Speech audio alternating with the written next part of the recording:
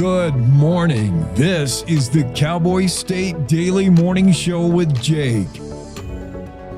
The new way Wyoming wakes up.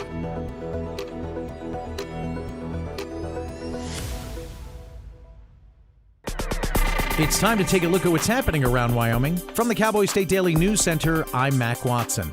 Former Wyoming Secretary of State Kathy Carpin has passed away at the age of 83. Cowboy State Daily's Claire McFarland reports that she spoke with Carpin back in November of last year, and even at 82, the former secretary was tough as nails. She took fire from the right. She took fire from the far left. She was a woman in Wyoming politics in the 80s. Even talking to her when she was 82, she was still sharp. She would still push back on you if you had something slightly wrong. So I think that toughness was through the mind, through the body, through the career for her. Longtime friend and political colleague Roger McDaniel says Carpin maintained an avid curiosity throughout her life, and she especially loved history. A fiery head-on collision that killed 2 people last week is the latest deadly crash on U.S. Highway 287 between Laramie and Fort Collins. Cowboy State Daily's Zach Sontag reports that the 65-mile stretch of highway has been so deadly over the decades that it's earned the nickname Highway of Death. It is a notorious highway. It is a highway that has claimed dozens and dozens of lives over the years, fatal incidents. It's got all the hallmarks, really, of a dangerous roadway. There are also some elements that are kind of just inexplicable. I mean, you look at the fact that they have made improvements to this road in the last 2 decades, and yet it still continues to claim lives. According to statistics provided by the Wyoming Department of Transportation between 2015 and 2024, the stretch of highway from Laramie to the Colorado border saw a total of 545 crashes, including 11 fatal crashes resulting in 13 deaths. I'll be back with more news right after this. The Wyoming way of life. There's nothing like it. And no financial partner like your local cooperative credit union to help you live life the way you want to. We help you save for a brighter future, borrow for your dream home, start your small business. We've got your finances, and you've got plans. The kids are back in school, fall activities are happening everywhere. There's a lot on your plate. Let us help you afford life. Wyoming's credit unions are here to stay and here for you. Cowboy State Daily News continues now. There is plenty of speculation that a body found 2 weeks ago in western Nebraska is that of missing Moorcroft man Chance Engelbert. But Cowboy State Daily's Jen Coker reports that former FBI Special Agent Tom Myers explains that the process to determine the cause of death, not just the ID of the person, takes some time. Some of the injuries would be very easy to determine, such as if there was foul play. What is more subtle, however, is say that this person either jumped from a cliff above or was pushed from a cliff above. That's basically impossible to determine because you can determine how a person, if they did fall from above. However, it's the subtleties that you're not going to be able to determine. The DNA analysis is a straightforward process, Myers says, and can now usually be extracted from any bone, even those exposed to the elements for 6 years.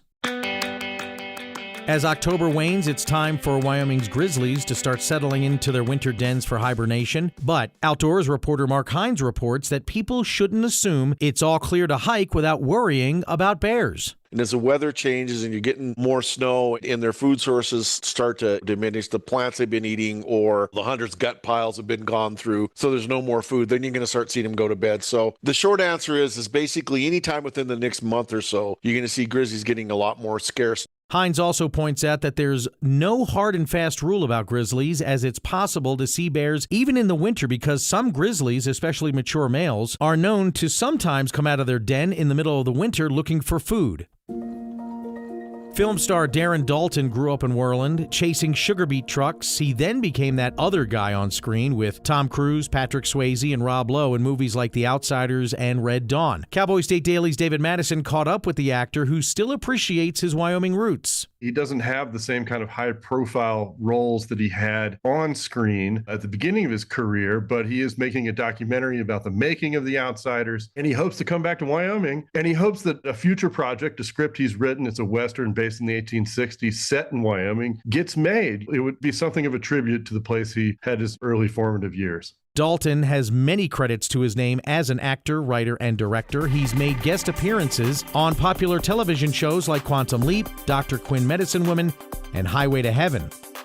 And that's today's news. Get your free digital subscription to Wyoming's only statewide newspaper by hitting the daily newsletter button at cowboystatedaily.com.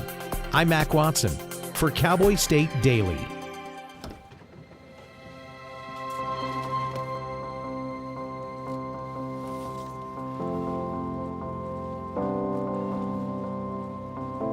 The impact of a meal goes well beyond feeding our bodies. Food can open endless possibilities for people to thrive.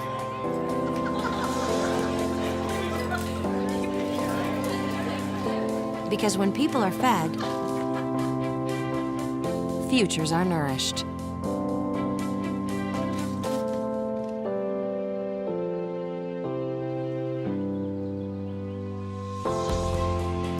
Everyone deserves to live a full life. And with your help, together we can end hunger. Join the movement at feedingamerica.org/actnow.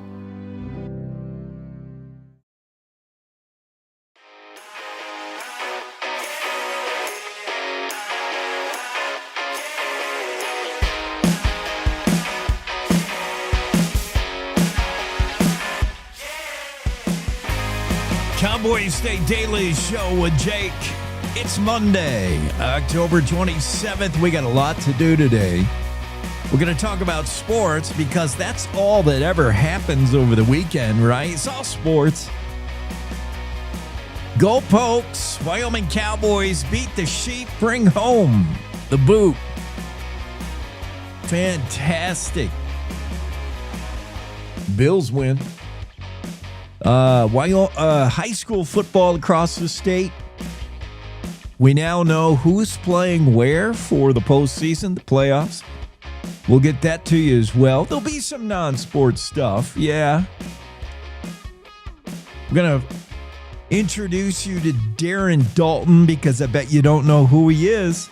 Even though he was right there alongside of guys like, Tom Cruise, Rob Lowe, Patrick Swayze. He's been in the movies.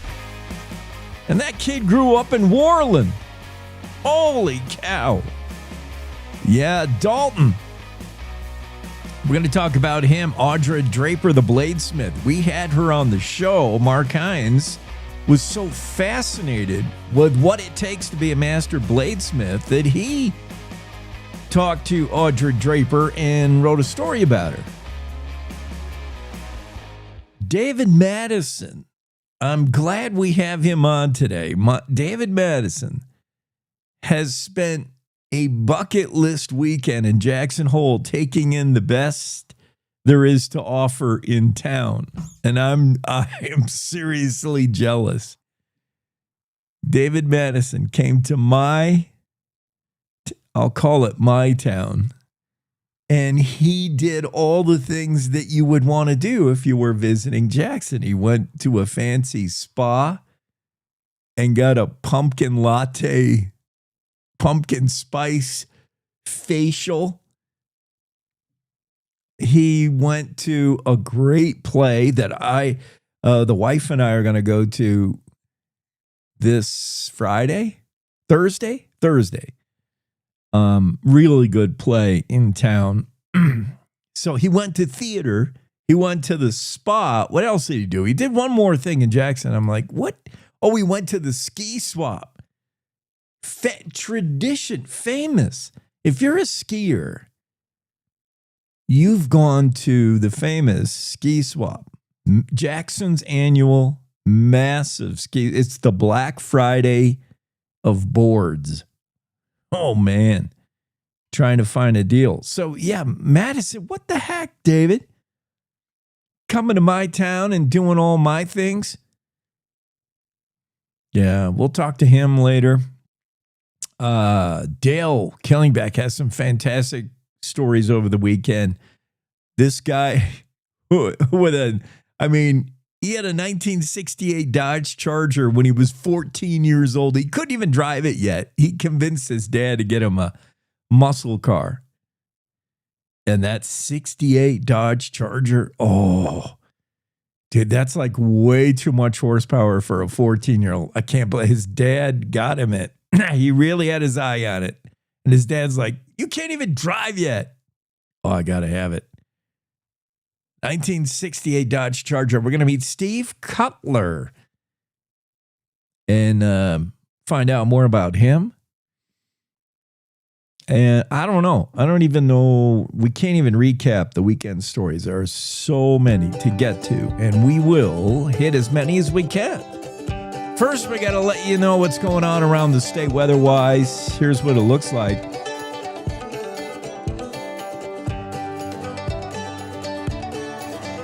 Rebounding from cold and rain and snow slightly. The west will clear out sooner than central and east, but Casper, chance of rain or snow, partly sunny, highs 48. Riverton, also chance of rain or snow, highs 49. Evanston, rain or snow early, then becoming mostly sunny today. Highs in Evanston, though, not much above freezing, 34. Green River, chance of rain and snow early in the day, gradually becoming sunny with highs 41. Pinedale, chance of snow before 1. Otherwise, partly sunny, breezy with a highs 33. That's all. Snow likely up until about noon for Alpine. Cloudy, breezy, highs 35 in Alpine. DuBois, snow possible. Sunny afternoon, windy 31. The high in DuBois. Jackson, you'll top out around 35 with snow likely early in the day, probably will cease by 2 in the afternoon. Chance of rain or snow in Thermopolis. Otherwise, partly sunny, breezy, 46. Chance of rain or snow in Cody as well. Highs 43. Buffalo, rain, snow likely, otherwise windy. Maybe see the sun in the afternoon, 42. The high in Buffalo. Rain and snow likely in Sheridan, 46. The high, Gillette, rain and snow and cloudy and breezy and wind gusty. 46 to high Gillette. You're getting everything, Gillette, except maybe sun. Torrington, slight chance of rain after 3. Otherwise, mostly sunny, windy. Highs near 62. That shows you what kind of state we have. Where you got Torrington topping out about 62, and you got Pinedale that is going to be lucky to get over freezing today. 33 the high. Difference of almost 30 degrees. And those two towns are not that far apart. I mean, not that far to someone who's used to driving Wyoming who drives fast. Within the state, 30-degree difference. Cheyenne will be 55 today with a slight chance of rain or snow after 1. Chance of rain or snow in Laramie as well with highs 45. Rawlins, you might see some rain and snow. Otherwise, 42 your high today in Rawlins. Jackson Walker will be with us today. He's got some great stories he wrote over the weekend. David Madison, Dale Killingbeck, Mac Watson, our news guy, he's going to pop on. I would love to get my man Greg Johnson to talk about his Broncos. Broncos won big. Mac Watson urges me all the time. Mac's our new news guy. And he said, you got to talk about Denver Broncos. What they did over the weekend, and because people are Broncos fans around here. And I respond, well, I'm not a Broncos fan. I don't really like them. I'm a Buffalo Bills fan, obviously. And I think there are a lot of Bills fans in Wyoming because of Josh Allen, because of the fact these two states, Wyoming and New York, share Buffalo as a town, as in shuffle off to fill in the blank, Buffalo. We both have Buffaloes that we like, towns, and similar people. I've lived in both areas as similar type people. And I think Wyoming has embraced the Bills as their new team. Although with the success of the Denver Broncos, a lot of people have jumped back on that bandwagon. A couple years ago, a lot of people were more than willing to trade in their Broncos orange for some Buffalo blue. And those Johnny-come-latelys are back on the donkey bandwagon. Yeah, we can talk Broncos a little bit. They destroy the Cowboys. Dallas is a shell of its former self. They have no defense, and they wonder why. They let Ware go.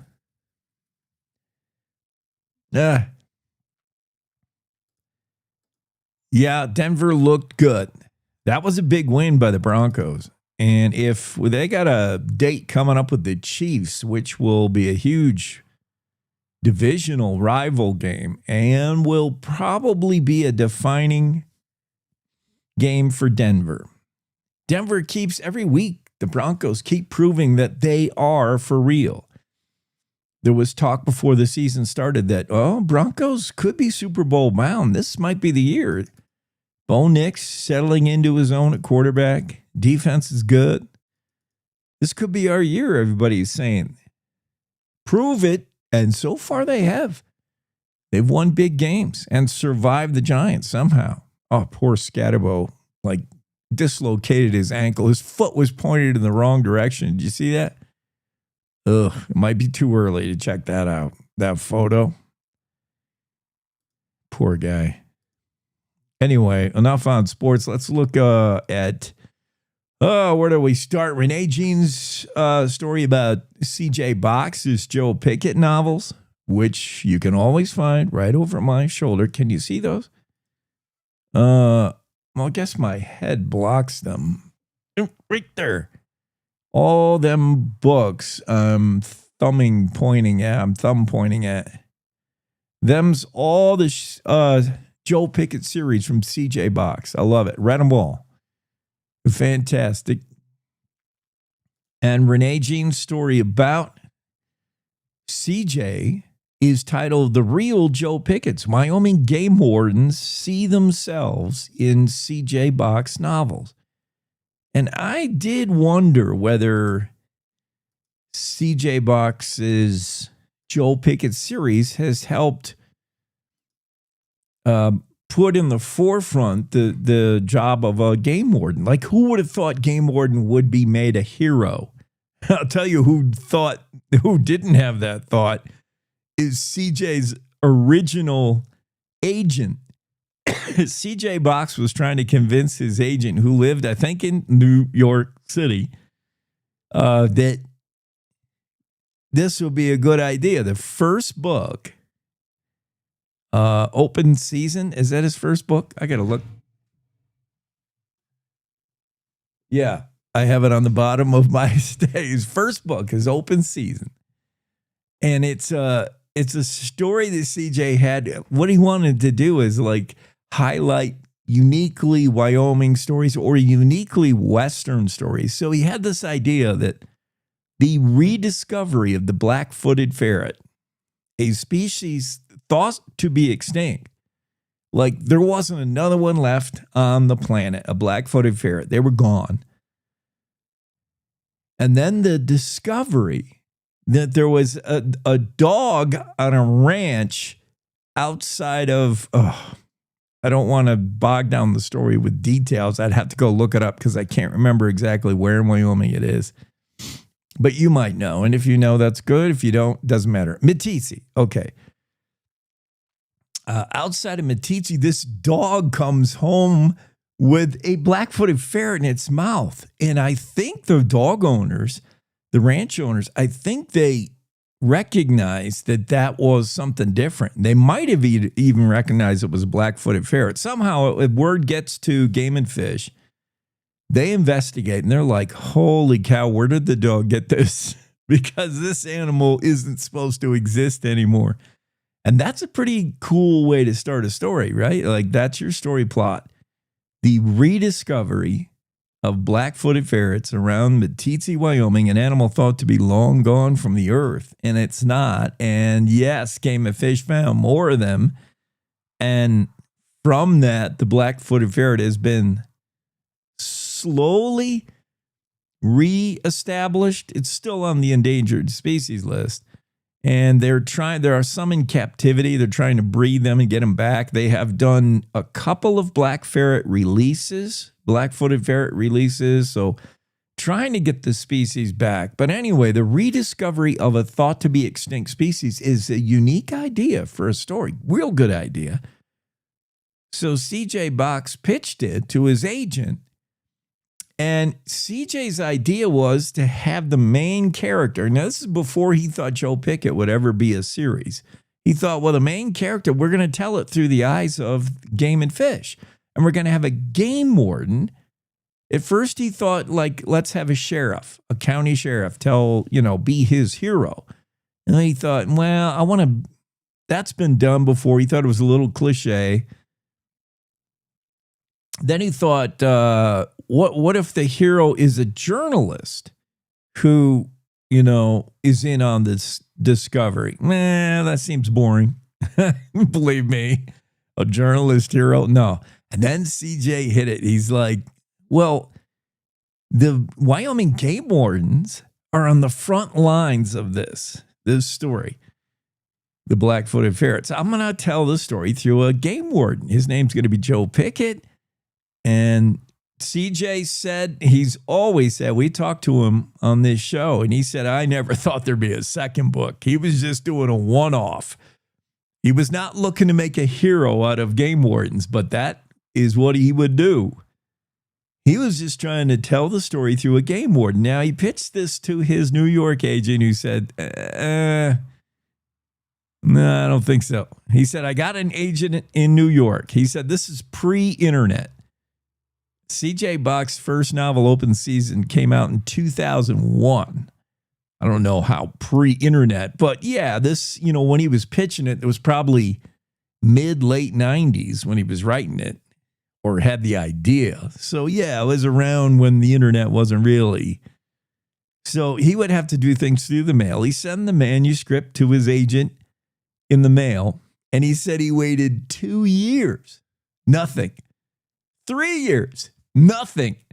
One time, Box called his agent. He's like, what's going on with that idea I sent you? Open Season. It's about a black-footed ferret being rediscovered with Game Warden as the hero. And the agent said, I can't place this novel. It's too different. He said it doesn't really fit a genre. It's set in a place nobody knows anything about, Meeteetse, Wyoming. And it's a game warden as your hero. The agent gave him tons of reasons why this book is never going to work, Box. Mr. Box, this book's not going to work. Believe me, I'm an experienced agent. CJ waited another 2 years. This is now 5 years after he sent the manuscript to a New York agent. He decided, well, if this book's ever going to get done, I'm going to have to get a new pair of eyes on it. He went to a writers' conference in Colorado, and he bumped into an agent, and he just gave him the elevator pitch about this idea. And the agent was interested. He's, because this is out west. This is Colorado. He's speaking more of his people. And the agent said, I like it. Do you have an agent? And Box said, yeah, but nothing's really happened with it. And the agent says, well, what's his name? Because I can think this literary agent is thinking about cutting the other dude right out of the deal. He's like, what's his name? And CJ Box told him, and he said, well, do you know your agent's dead? And CJ's like, well, that would explain the crickets I get every time I call him and say, what do you think about the book? Yeah, his agent died. So this new agent took over CJ, and well, the rest is history. Open Season dropped in 2001, followed by CJ Savage Box, Winner, Kill, Trophy Hunt, and on. 26 total Joe Pickett novels. The latest called The Crossroads, and who would have thought a game warden would be made a hero? Certainly not game wardens themselves. In fact, Renee Jean talked to a bunch of them, in Wyoming saying, oh, yeah, they can see real life parallels in the job they do with the job Joe Pickett does. You know, Joe Pickett probably runs into a whole lot more murders and high-level stuff, but still, he said, for the most part, CJ Box gets our job right and tells our story. Retired Wyoming Chief Game Warden Rick King said that right away. He said, I appreciate what he's done for the profession, elevated the game warden across the West, and made people back east even know what a game warden is, even when the original CJ Box agent thought, this is never going to work, kid. I can just see him chewing on a cigar, making that phone call. Yeah, kid, this is never going to work. Joe, what's a game warden? And where is Meeteetse, Wyoming? And what's a black-footed ferret? Kid, come back when you got something real. This agent dies probably of an aneurysm. And yeah, I'm so happy for CJ. We got to get him on again. He's always fun to talk to. Let's take our first break of the day on a Monday. Cowboy State Daily Show with Jake continues. Wyoming is a big state. There's so much ground to cover, so many stories to tell. But the Cowboy State Daily News team is up to the challenge. I'm Wendy Core, host of Cowboy State Daily Video News. Whether it's politics in Cheyenne, energy issues in the Powder River Basin, or grizzlies in Yellowstone, our talented crew of experienced journalists are out there finding and telling the stories that matter. What's the best restaurant in DuBois? Renee Jean checks it out. What's the most recent Supreme Court decision mean to our everyday lives? Claire McFarland explains. How is the upcoming elk hunting season shaping up? Mark Hines lets us know. Every day, I talk to the reporters who are covering the topics, issues, and people that are important to Wyomingites, and in our daily newscast, I bring you those stories. Tune into the Cowboy State Daily Video Newscast every morning, only on CowboyStateDaily.com. This is the Cowboy State Daily Radio Network. Hi. I'm your retirement fear. But don't be scared. You're still in pre-retirement. Does that mean I have more time to plan? Precisely. Here, this is pretirement.org. Retirement savings options? Potential tax breaks. Ooh, This isn't scary. I'm doing it. you got this. Visit thisispretirement.org for free resources to help you customize your action plan.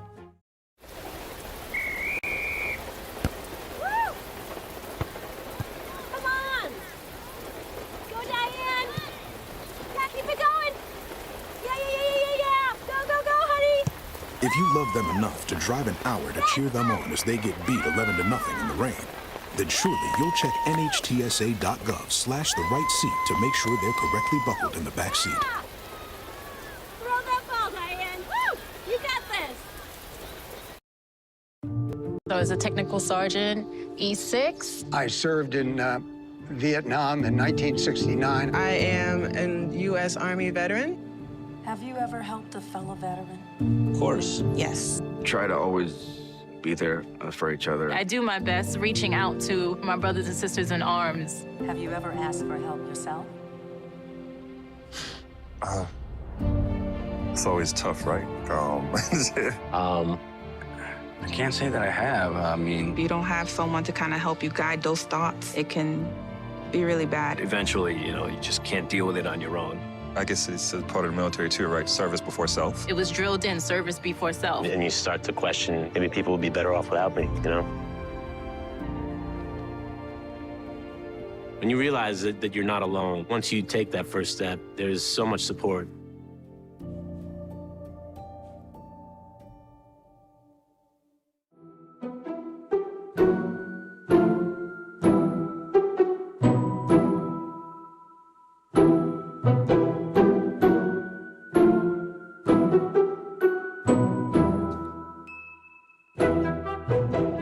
Good morning to Christine, who's following us on Facebook Live. Rob checks in as well. No hat today, Rob. Yeah, we're going to have to trade Cowboy State Daily hats and Chris Ledoux hats. I need a Chris Ledoux hat, no doubt. But I don't have a cowboy hat. They're not for retail. They were distributed at our Christmas party last year to everybody who works for Cowboy State Daily. I heard there's some still around, so I'll see if I can get my hands on an extra swag headgear, and I'll trade you Chris Ledoux for a cowboy hat, which I don't have on today, but I got it. I mean, Chris Ledoux, come on. You got to have a Chris Ledoux hat. Speaking of Chris, his kid Ned is featured on a song with our favorite songwriter up there in Cody, Kalen. What's his last name? Oh, I can't remember now. But we're going to get him on the show. So, sort of like a 3-degree separation with Chris Ledoux. Ned is featured on a new song by a songwriter who we've had on the show before. Kalen works he's up in Cody. Great singer-songwriter. And we'll get him on here. And he's going to talk about his new song with Ned, which is called...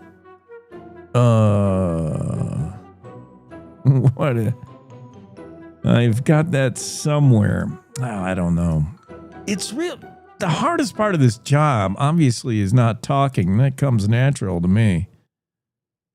It's like organization and trying to keep all these paperwork stuff.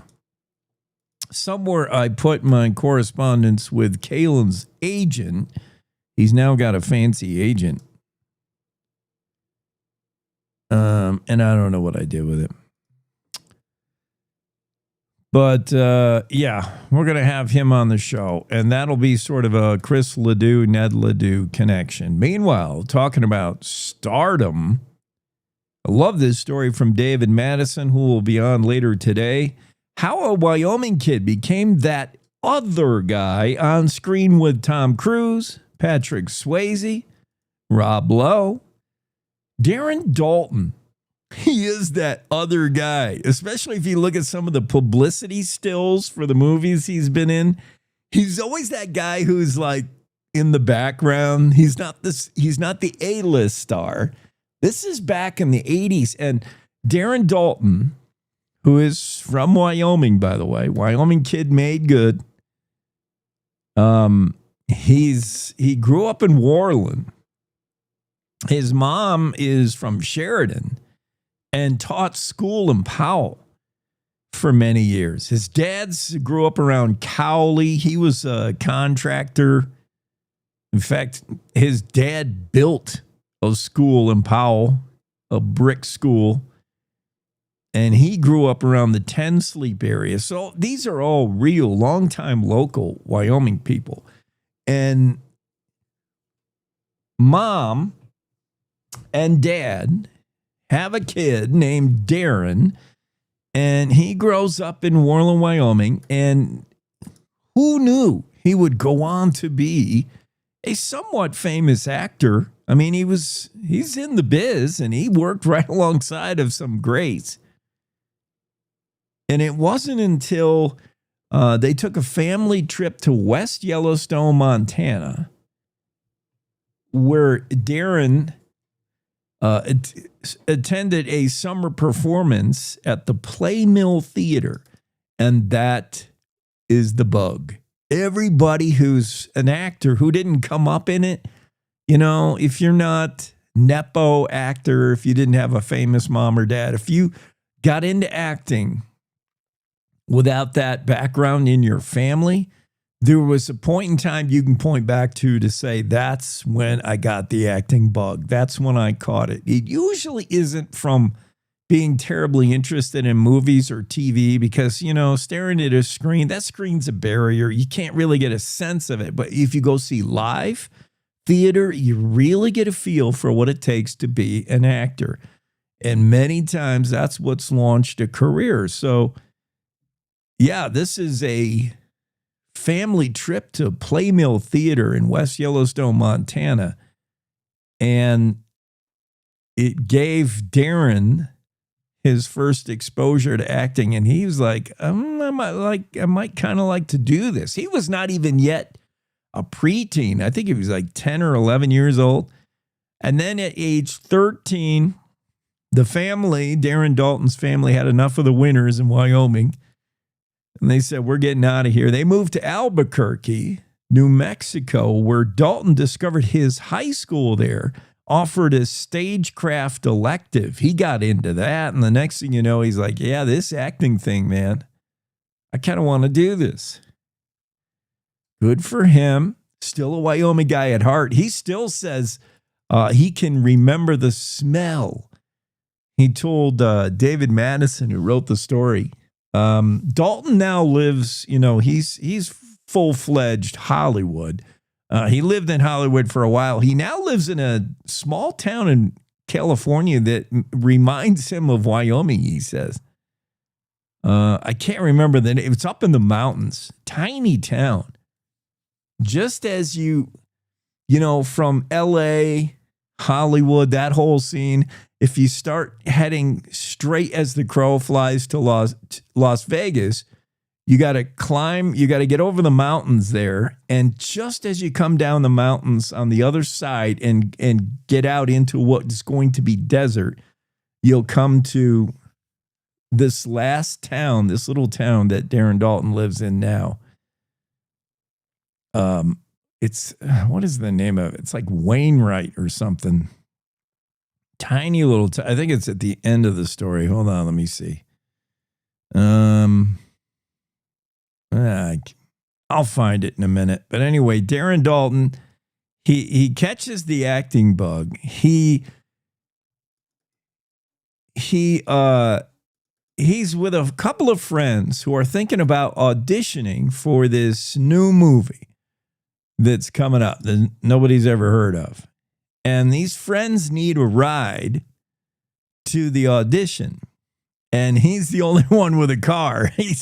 Dalton, he just so happened, you're one big break, right?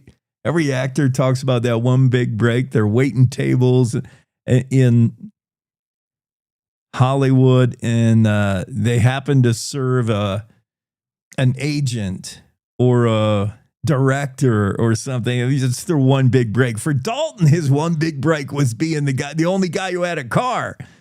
A $500 off-white Toyota Corolla that smelled like cigarettes.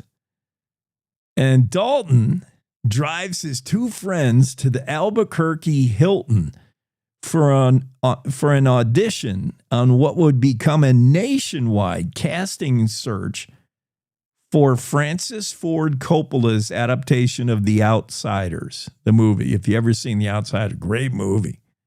And it launched the career of a bunch of these brat packers. Great movie. So at the time, who knew that they had a nationwide search for actors? I think they were looking for new faces, people you didn't know.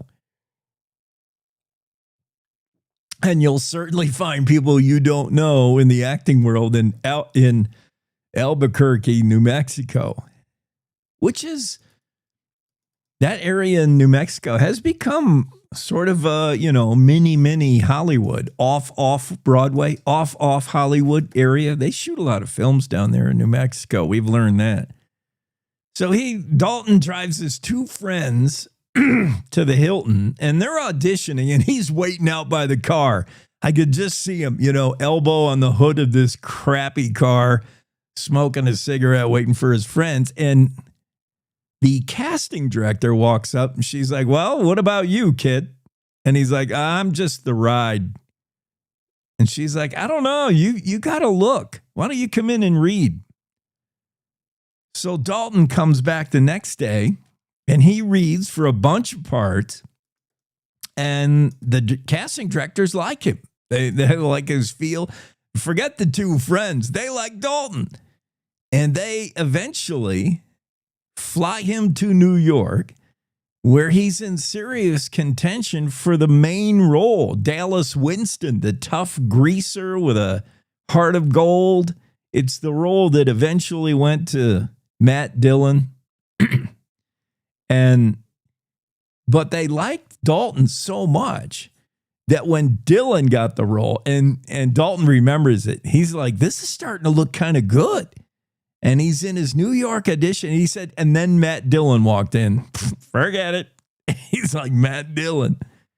And he said it was obvious Dylan was going to get the role. But the casting director said, had Dalton read for another role. Randy Anderson, who is the conflicted preppy kid known as Sock, short for Socrates, I think. He's the one he's the sense of reason in the movie. These teen kids get caught up in violence. That's what the whole movie is, if you've seen it. I don't want to give too much away. But the character, Randy Anderson, is the sort of preppy kid he's never quite one of the greasers. He likes to hang around them, but he's constantly he's their conscience. He's the one who questions the senseless violence. And he's good. He's the one who has the great line. He's the one who tells Pony Boy, remember Pony Boy's in the movie? He tells Pony Boy, it doesn't matter if you whip us. You'll still be where you were before, at the bottom. It will still be the lucky ones at the top with all the breaks. I mean, it's the great line in the movie. And that's Darren Dalton. And he found himself working that film. I think they shot in Tulsa, Oklahoma, alongside Tom Cruise, Rob Lowe, Patrick Swayze, Ralph Macchio, Emilia Estevez, Diane Lane. I mean, wow. And Dalton, he remembers just being part of the Brat Pack era, 1980s. Now, all those aforementioned actors would go on to hit big. And Dalton not necessarily so. Although Dalton would appear in another movie following up The Outsiders. He was in Red Dawn alongside some of the same actors. Pretty big time movie. Jennifer Grey was in that. All the other Brat Packers were in that. Red Dawn.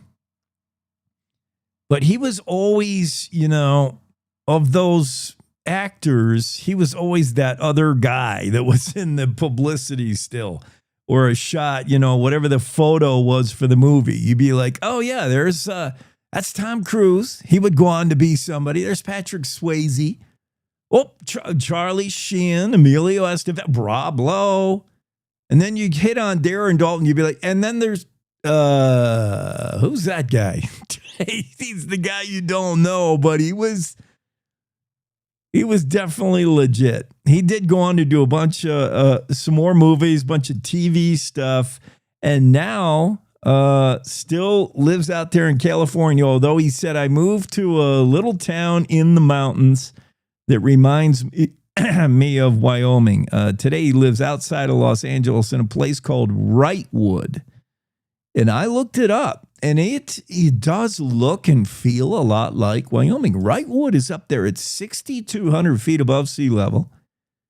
It was 43 degrees this morning to start the day in Wrightwood. So when you think California, you think Los Angeles, San Fran, San Diego, and you think of the Hollywood, Beverly Hills scene. He said, I lived in that whole world, Beverly Hills, for a few decades.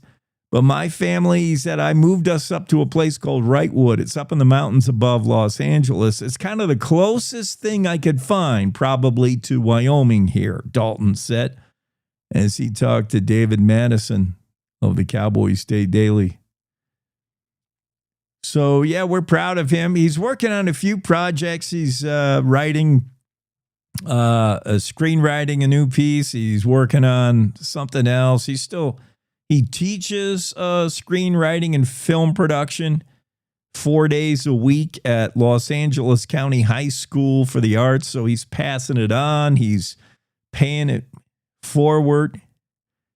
He's spent this last 7 years doing that, helping teenagers find their voices, trying to become the next Darren Dalton or the next Rob Lowe. So really cool story from a Wyoming kid made good in Hollywood, big time in Hollywood. Darren Dalton, the story of the Warland kid you never knew. He's that other guy in the photo with all those 1980s famous actors. We'll be back in a minute. Looking for a Saturday morning show that's not your typical news talk? Join your buddy Bags, John Baggett, for Cowboy State Daily Radio, where things get a little wild, a little weird, and a whole lot of fun. From 6 to 10 a.m., Bags dives into everything from radio to rodeo, teachers to preachers, music to media, sports to the supernatural. You'll hear interviews with newsmakers, entertainers, experts, and maybe even a few oddballs. It's less politics, more personality, sometimes serious, sometimes silly, always interesting. Text, call, or email your thoughts live at 307-278-9598 or wyomingbags307@gmail.com. Catch the show live on cowboystatedaily.com, YouTube, Facebook Live, or X. And if you sleep in, no worries. You can listen anytime on the Cowboy State Daily Radio archives. Cowboy State Daily Radio with John Baggett, where curiosity meets cowboy coffee. See you Saturday morning. You're listening to the Cowboy State Daily Radio Network.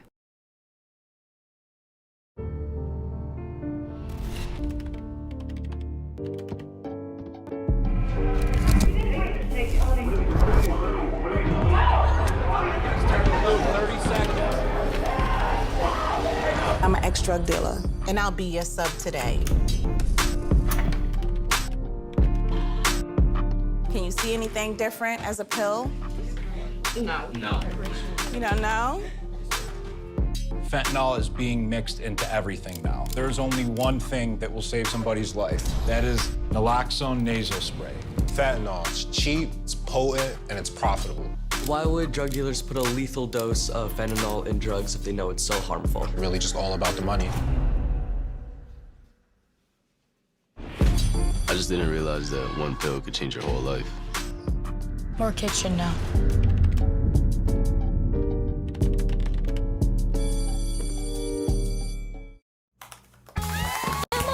Did you hear? Todd's in the hospital. Who's Todd? He got a collapsed lung from vaping. He thought it was cool. Not cool. Promise you won't vape, Emma. It can lead to a lifelong addiction, and we can't be friends if your lungs collapse. Bogus. Wacky sitcom teens aren't the best people to talk to your kid about vaping. Hey, you got a minute? You are. Start the conversation with your child about vaping today. When the uniform comes off, the battle doesn't always end. Too many of our veterans are fighting silent wars with trauma, with loss, with hopelessness. Downrange Warriors stands in that gap, offering peer support, purpose, and a brotherhood that saves lives. You can help. Visit downrangewarriors.org because no warrior should ever walk alone. Hope is waiting. Be the reason they find it.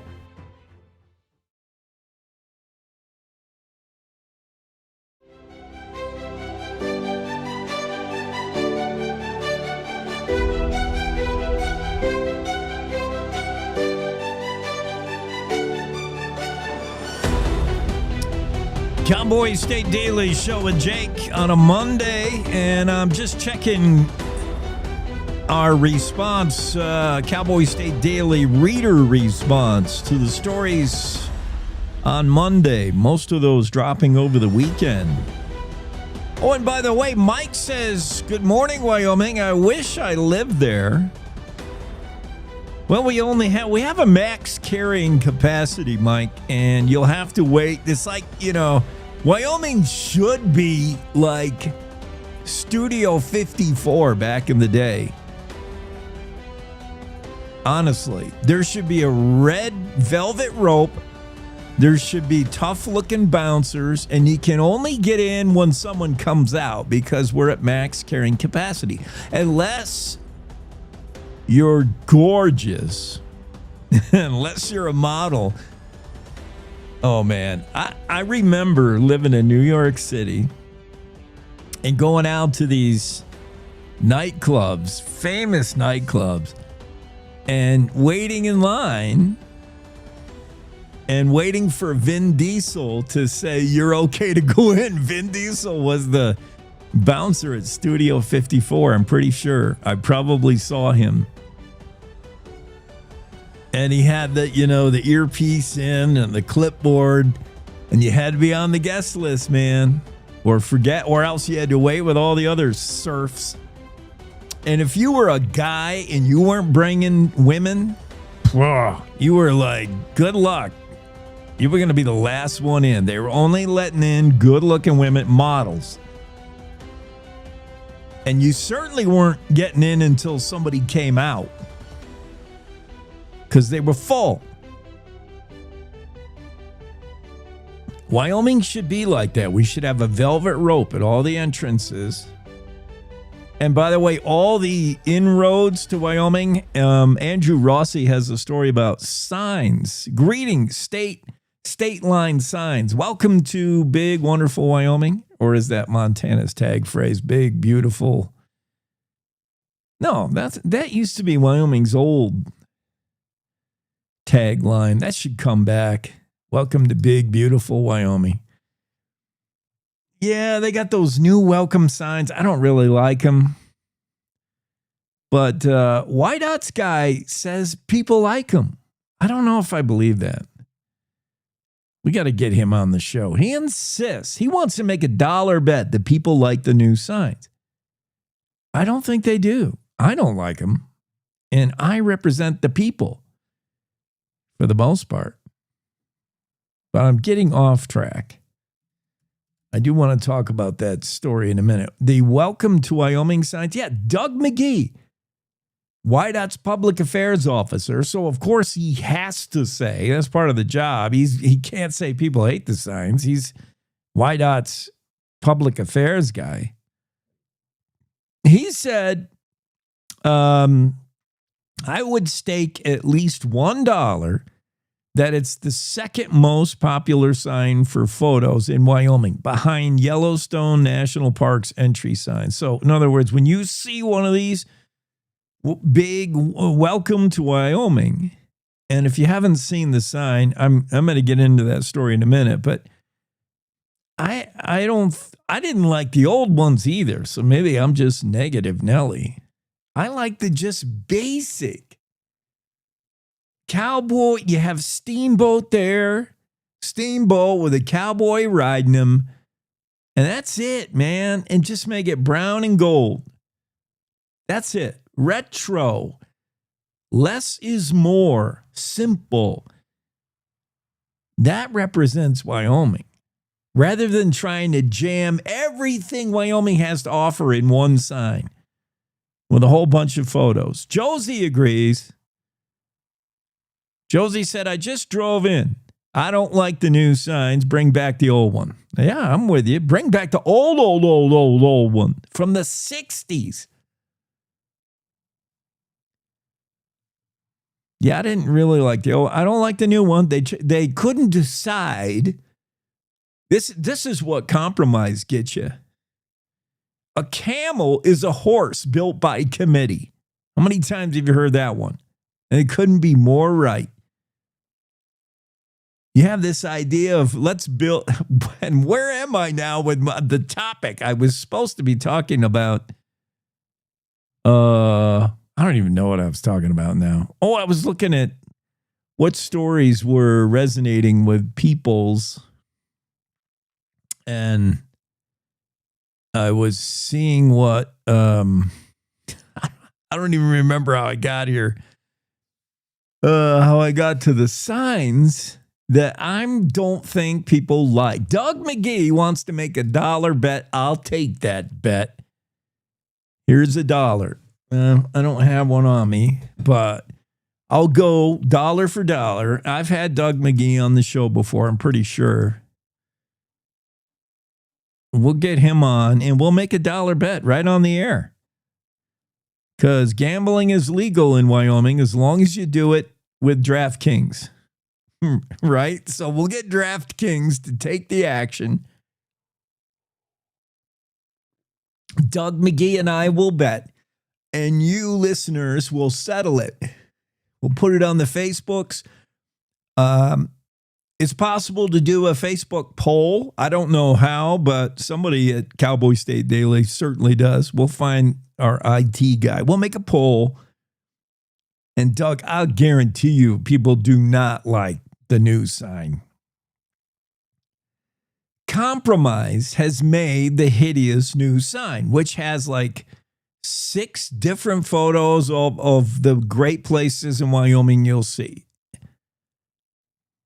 And really, I mean, I love this state. There's a lot to see, especially off the beaten trail. There's a lot to see this low-key fantastic in Wyoming. But let's face it, if you're going to preach to the choir, if you're going to send the general message, if you're going to cast the biggest net for tourists, you're going to show the Grand Tetons and maybe that UFO hill over there in the eastern part of the state. And that's it. You know, Palisades, okay, but it's not really photogenic.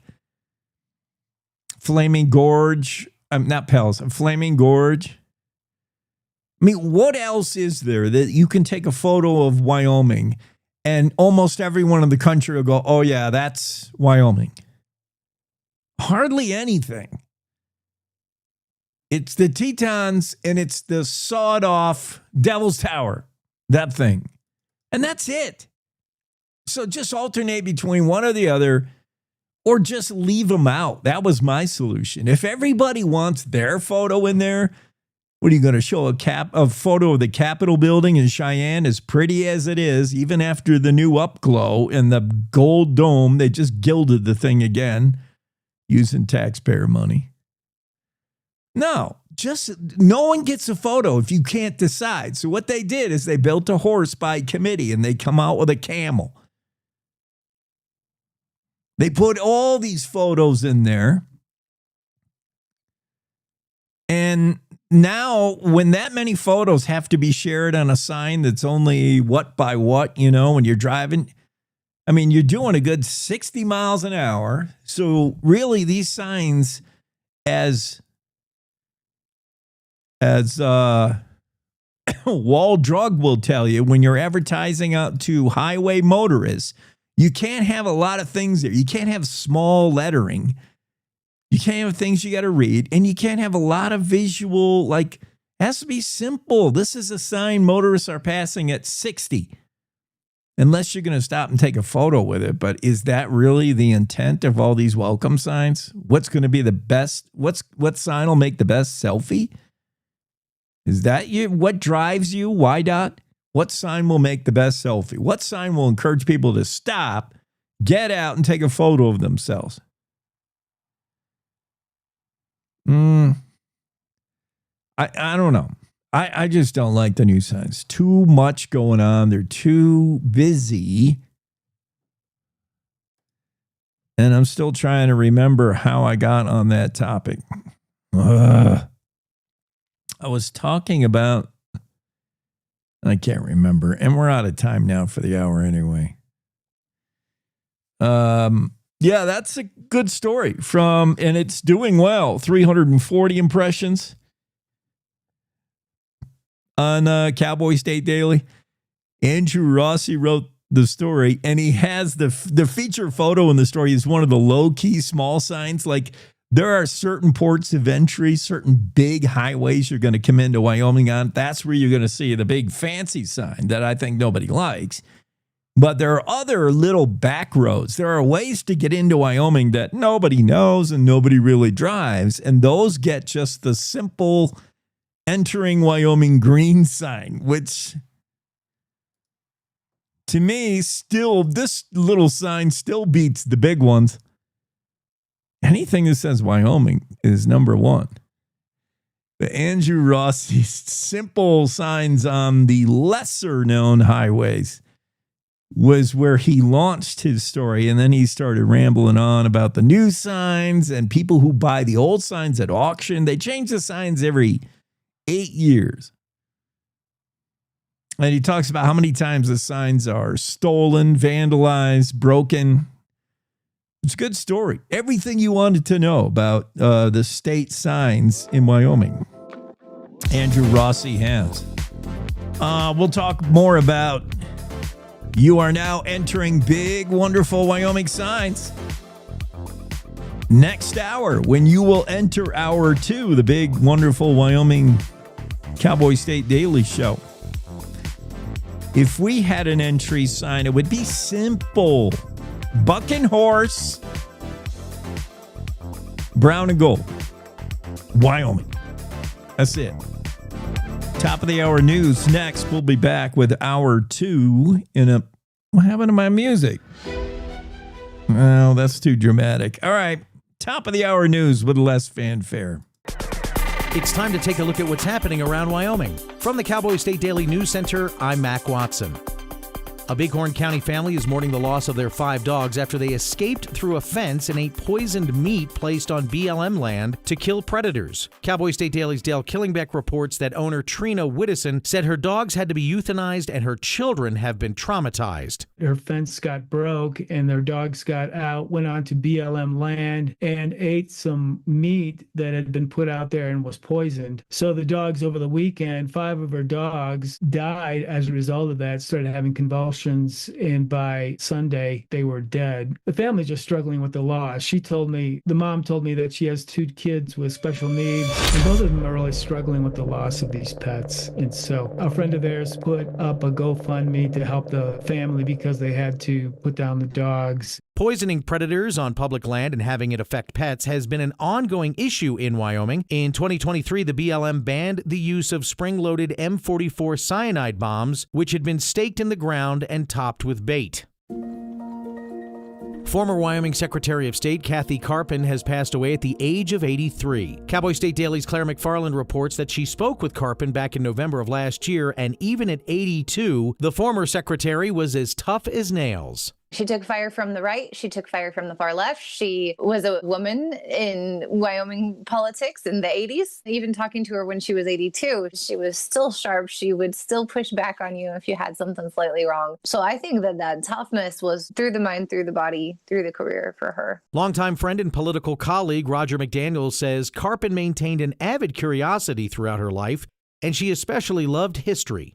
I'll be back with more news from Cowboy State Daily right after this. The Wyoming way of life. There's nothing like it. And no financial partner like your local cooperative credit union to help you live life the way you want to. We help you save for a brighter future, borrow for your dream home, start your small business. We've got your finances, and you've got plans. The kids are back in school, fall activities are happening everywhere. There's a lot on your plate. Let us help you afford life.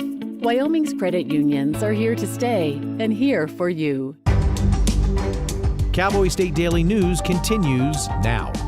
Each day in the month of October, Cowboy State Daily publishes a spooky tale that has Wyoming ties. Cowboy State Daily's Zach Sontag reports, Wyoming state government workers swear clients of the century-old morgue in the basement still haunt the 1883 Idleman Mansion across from the Capitol. It began with Max Idleman, a Polish immigrant who was a liquor baron, and he had a reputation to the minds of some for dabbling in the occult, and especially his daughter, Bella Idleman, was someone who may have been consorting with Cheyenne's occult elements back in the day, and they hosted some functions to this effect. And on top of that, over the years, it's been repurposed. And for a time, it was functioning as a funeral home and a morgue. That the prevailing theories are they are either stemming from the spirits of the Idlemans or potentially from some of the people who have passed and were processed in the morgue.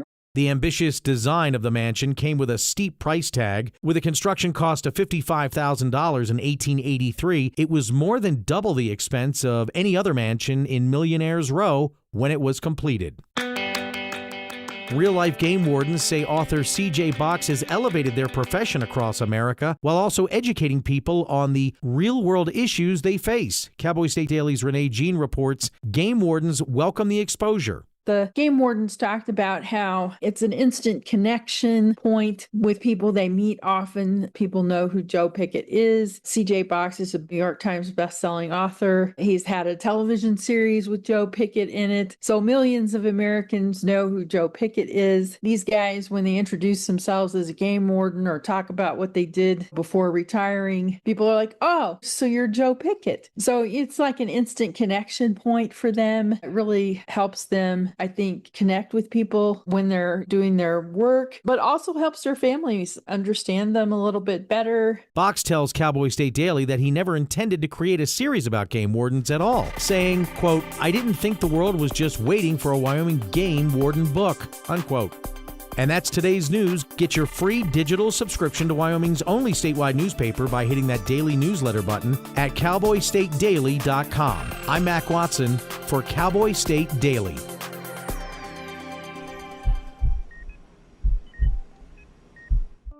I had a pretty normal mom life. Everything was pretty good, and it was a very happy life. And we just had a new baby. And then all of a sudden, within a day or two, she's on life support and fighting for her life. They told me my only chance was a heart transplant. And the American Heart Association helped make that possible. Their research helped save me. The American Heart Association funds research that leads to medical breakthroughs, trains people in CPR, and certifies hospitals to provide the best care for people who've had a heart attack or stroke. I am very thankful for the American Heart Association. One simple act today can save your life or the life of a loved one. Heart disease is the #1 killer in America. To learn more about how the American Heart Association is saving lives, go to helpheart.org.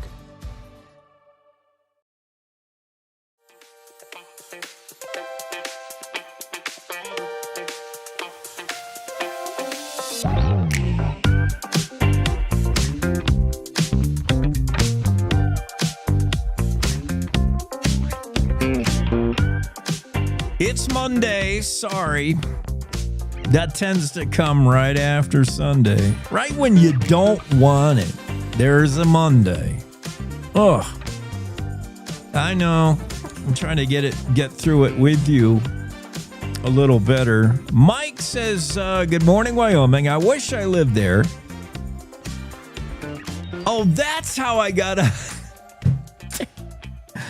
I just reminded myself how I started talking about welcoming signs to Wyoming. Mike wishes he was here. Shout out to his friends Rich, Jana at Deerwood Ranch in Centennial. Hello, Rich, Jana. Hello, Deerwood Ranch. Hello, Mike. Mike wishes he was here, and that's why I got off on my tangent. I said, well, Mike, you're certainly welcome as soon as somebody leaves. Because we're full up in Wyoming. Can't take another. And I know the governor and just about everybody else that lives in this state wants more people. Because more people means more economy and more growth and a robust. And I'm maybe still the only one who picked this state to live in because it had the least amount of people. And because at that time where I said, Wyoming's going to be my new home, it was because we had more people leaving the state than coming in. The population was on the decline. Now, I wasn't born here, but I got here as quick as I could. And I've done what it takes to make the transition. And I tried to come in as a real Wyomingite. I tried to learn the history. I did all the things you should do to get in. Because as I said, there should be a velvet rope. Wyoming should be similar to Studio 54 back in the heyday. That discotheque. It was so wildly popular that all the starlets went there, all the actors, everybody who was anybody was there. So that's Wyoming. And there's a wait list, and a long line stretching around the block if you want to get in. And to get in, unlike or similar to Studio 54 or the ritzy discotheque, to get in, you've got to be beautiful. Or to get in, you've got to be of Wyoming ilk. You got to be one of us, and you're going to have to prove it to the bouncer Vin Diesel when you get up to the front. He'll say, is your name on the list? And perhaps you can name some names. No, but I'm good friends with, and then name drop. A good name to drop would be Hansen. I'm good friends with Cliff Hansen's family. That might be all right. Cliff Hansen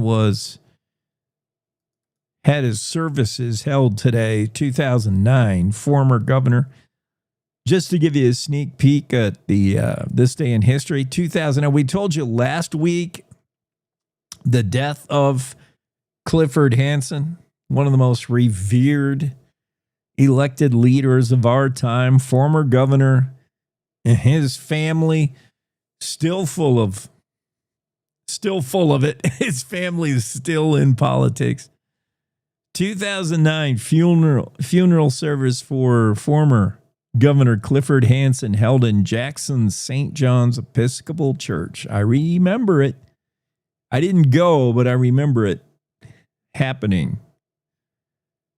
So you could name drop. There would be tests. You'd have to prove your proficiency with firearms. After all, Wyoming is often the number 1 or number 2 firearm ownership state. We're always in there right with Montana. I think Alaska's in the conversation, but it's always one, Wyoming or Montana. And depending on how you do the metrics, it always turns out to be, Wyoming on average. The average Wyomingite has 2.6 firearms. Pretty much. And Montana's always there. It's always neck and neck every year. Who has more guns? Montana or Wyoming per person. And so, to get into the state, we're only taking a select few here. After all, it is ladies' night, Vin Diesel will say. And that's been true of Wyoming. See, look at the similarity. Similar to the fancy nightclub that you can't get in because you're just a dude. Meanwhile, passing you in the line, there goes four blondes in high heels, just walked right by you and got in. And you're like, hey, Vin Diesel, how do they get in? I've been standing here an hour and a half, and they got right in. Vin Diesel would say, well, they're better looking than you, and we need women in the club. Women make the guys drink more. They got to hit on women by buying them drinks. Same thing with Wyoming. Wyoming needed women back in the day. So they said, well, we're going to let women vote and serve on juries and serve in politics. Genius. Same thing. Wyoming is still that popular nightclub you can't get in, or it should be. And not just anybody should be able to get in. There should be a high bar to entry. The barrier should be steep, especially if you're from, California. And I don't want to pick on them. I know some Californians that have made the transition just wonderfully. But you should have to show where are you coming from. Okay, the test is harder. If you're coming from Montana or Texas, this test is pretty easy. Let me see your cowboy hat. Okay, you're in. But if you're coming from New York or California, or Colorado, the test is a lot harder. Yeah, it's hard to put lipstick on those pigs. I don't know if the bouncer's going to let you in. It's going to be real hard. You're going to have to show your firearms, prove proficiency with them, maybe show your boots and hats, and then take a test. You're going to have to know maybe a little bit of Wyoming history. Go Pokes. Stuff like that.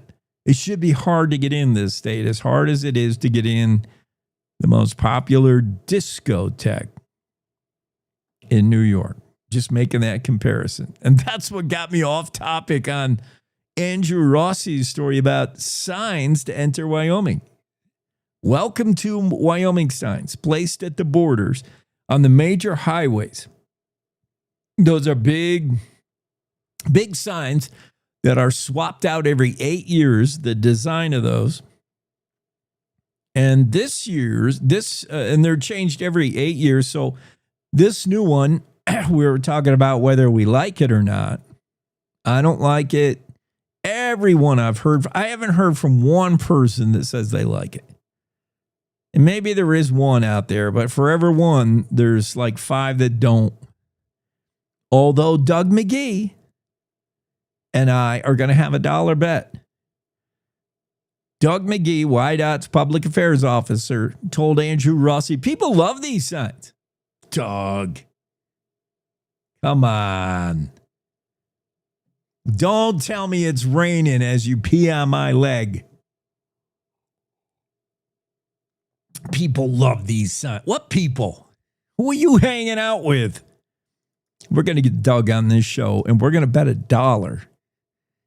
And we're going to take a poll of Cowboy State Daily listeners. So I don't want to influence you. I don't want to poison the pool. I don't want to poison the pond. Speaking of poison, we're going to talk about whoever threw out that tainted meat, you idiot. That's in the news today. What was I talking about? Oh, yeah. Doug says people like the signs. He said, I would stake at least $1 that it's the second most popular sign for photos in Wyoming behind Yellowstone National Park's entry signs. So he thinks after Yellowstone, those signs, the next biggest, most popular is people stopping to take pictures in front of "You are now entering Wyoming." Those new signs that feature photographs of all the different places in Wyoming. I don't know. If we could make the dollar bet whether Wyomingites like it, perhaps it is popular, second most popular behind. Perhaps Doug has a point there. Popularity with tourists who don't know any better, taking a photo of the Welcome Wyoming signs. But as far as people who live here and have to look at them, we don't like them for the most part. But I don't want to influence you because we're going to have a fair bet, me and Doug, and we're going to have a fair poll. And the poll is going to say, do you like the new entering Wyoming signs? Simple. And you're going to find out, Doug. Nope. People don't. Andrew's story also had interesting where they choose to put those signs. Obviously, you put the big fancy ones, you put your best foot forward, and you put the fancy ones at the major ways into Wyoming at both port of entries on Interstate 80, of course, east and west. You put it on I-25 coming up out of Colorado.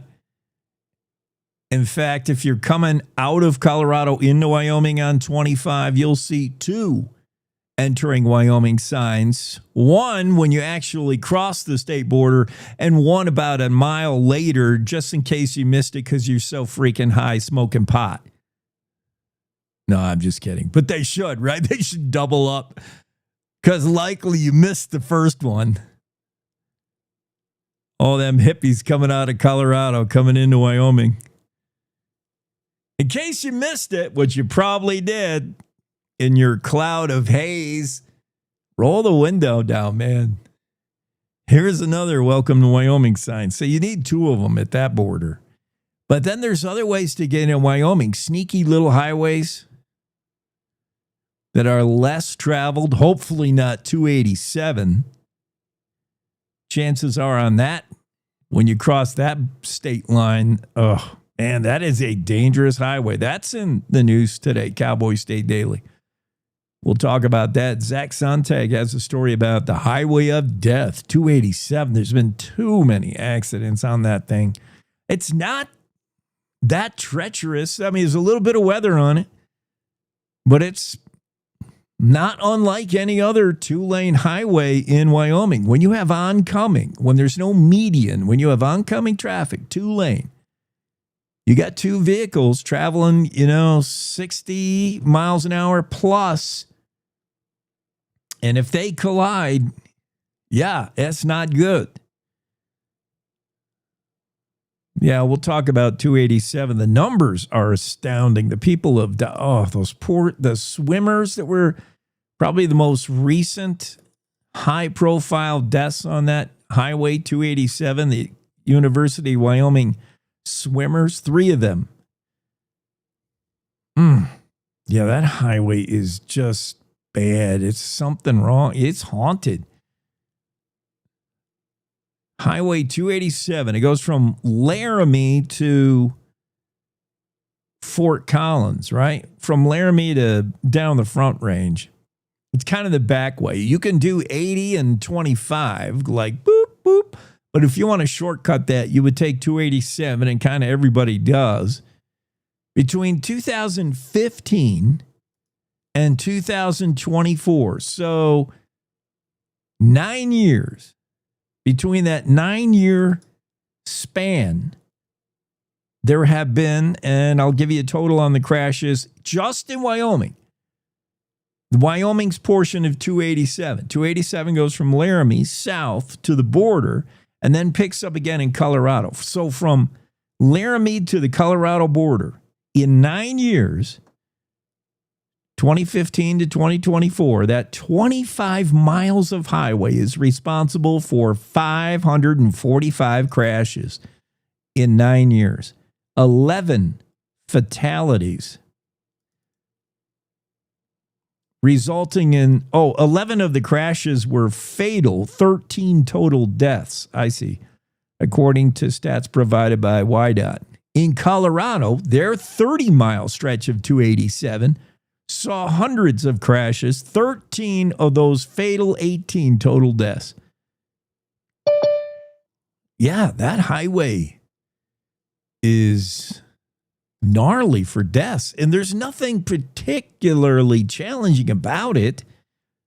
It's not like it's a mountain pass.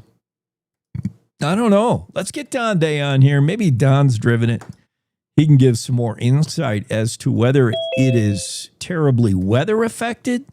I don't think any more so than I-80 or anything else. Don Zach Sontag's story about Highway 287 being the highway of death. That's that highway that goes south of Laramie into the Front Range, kind of the back road to the Front Range from Laramie if you don't want to go 80 and then down 25. If you want no traffic or less traffic. But anytime you're on a 2-lane, with oncoming traffic, there's going to be bad accidents. And have you driven that stretch of road? Is there anything?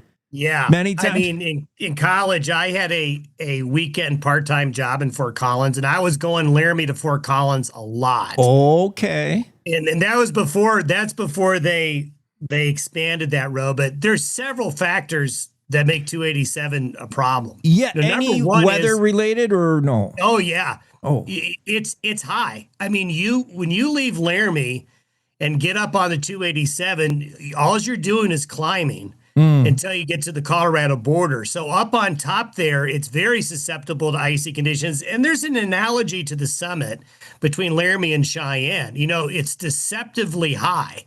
You're not as high as you don't think you're as high as you are, I guess.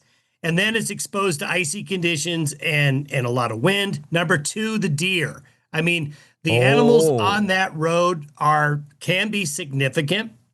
Some of the biggest mule buck deer I've ever seen have been along 287 at night. And then it's a winding road. There's a lot of curves. There's a lot of blind curves. And you and I have hit on this a little bit. People drive not safe. They continually want to pass. And you get your usual situation. You get RVs, you get campers, you get people that are moving slower. People get impatient and they try to pass on these curvy, windy, icy roads, throw in some animals. And, I'll be brutally honest with my daughter going to school in Laramie. we pretty much said, you're not taking 287. I know you want to go have fun in Fort Collins, take the interstate. 287 is a dangerous road. Yeah. And that Zach quoted a few people in the story who said the same thing. They told their kids, you're not allowed to drive that highway. Yeah. Knowing what it is. And honestly, I don't know how much of a shortcut it is, because the buildup of development and the number of stoplights you hit coming into 287 into Fort Collins is significant. So I don't necessarily think it's a big time saver. Yeah. Yeah, certainly not worth it. The minutes you'll shave off. Okay, well, that's good. We couldn't have asked a better person, because I might have been on that thing one time in my life, and I just can't remember. I don't remember. You're right, though. The deception of you don't understand how high you are. Same thing with I-80, Laramie to Cheyenne. You don't get that you're already starting at a high elevation. It seems flat to you. It's all flat. And the gradual incline, and the next thing you know, like, it's Elk Mountain and there's a blizzard. And you're like, what the heck just happened? Yeah, I mean, wet roads become icy. And that's something that I've noticed when you look at accident data. A lot of times accidents in the cold season happen on black ice, and it tends to be not the big storm. It tends to be the snow shower that makes the road wet, gets dark, it becomes a patch of ice. You're traveling along at 75 miles an hour, and all of a sudden you're in the ditch. And that on these higher elevation roads, when you're changing elevation, it's deceptive. And you go, oh, it's just wet. No, it's not. Yeah.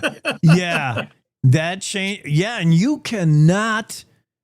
have to, I mean, some cars come with, my wife's car comes with this little thing on the dashboard that obviously all cars tell you the temperature pretty much nowadays, but it comes with, like, it'll have an emblem of snow, meaning like that water you saw on the road back, 10 miles when it was 45 degrees, that now potentially could be ice. Even they both shine in your headlights, but now it's ice, and it'll show you on the thing, because now we're down at 37 degrees and there's a wind and the wind chill, and yeah.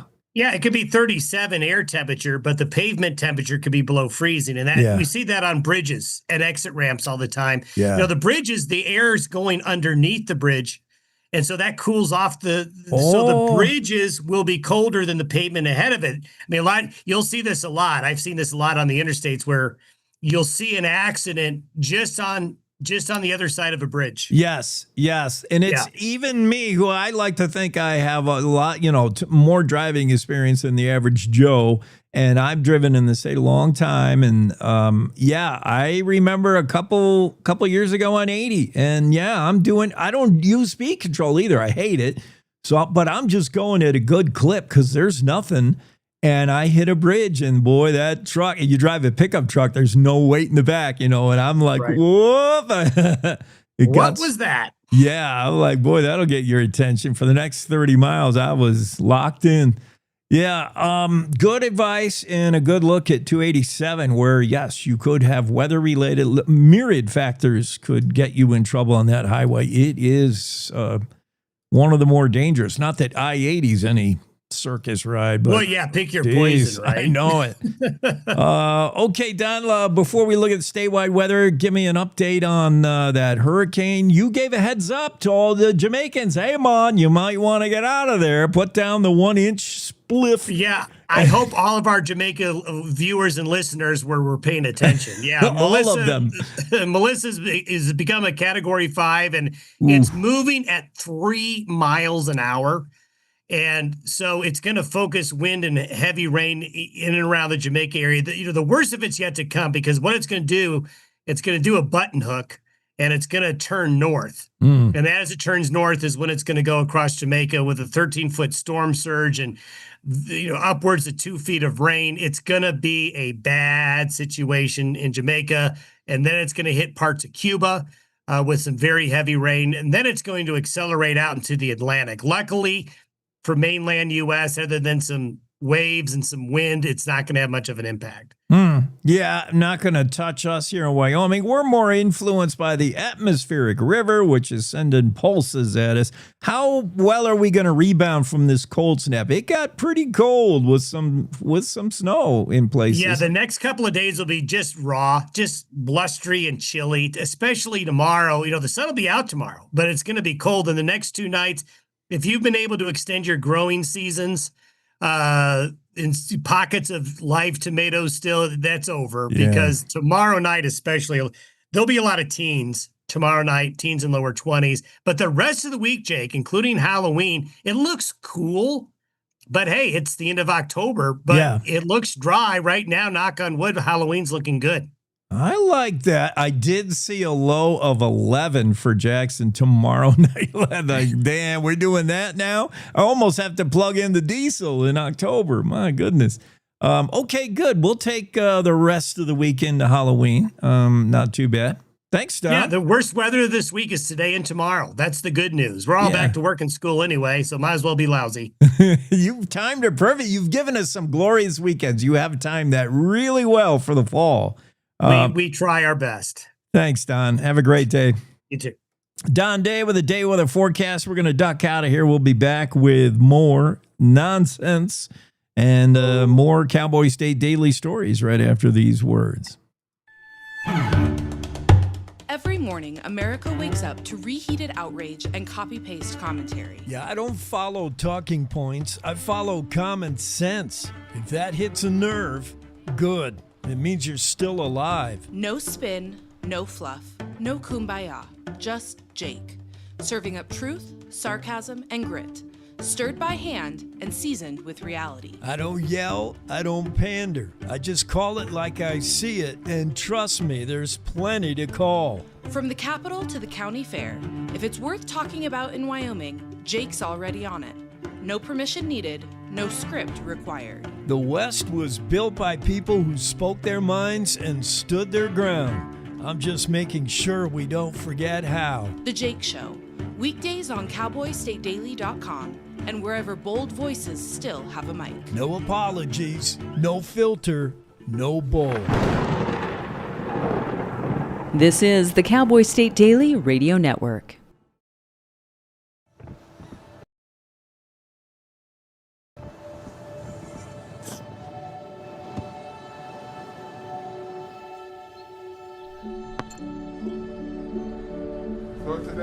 I don't remember how it started.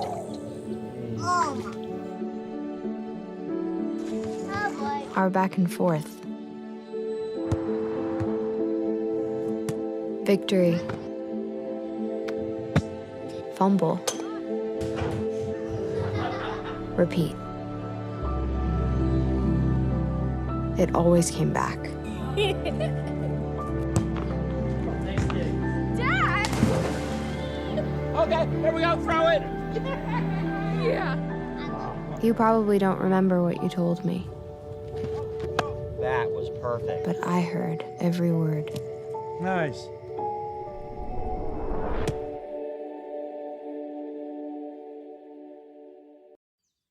Jason, let's go see your room.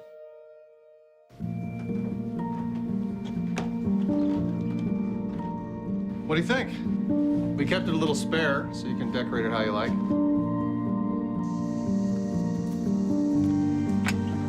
Dinner! Go. Excellent. Soccer is fun. Yeah, I saw you guys out there.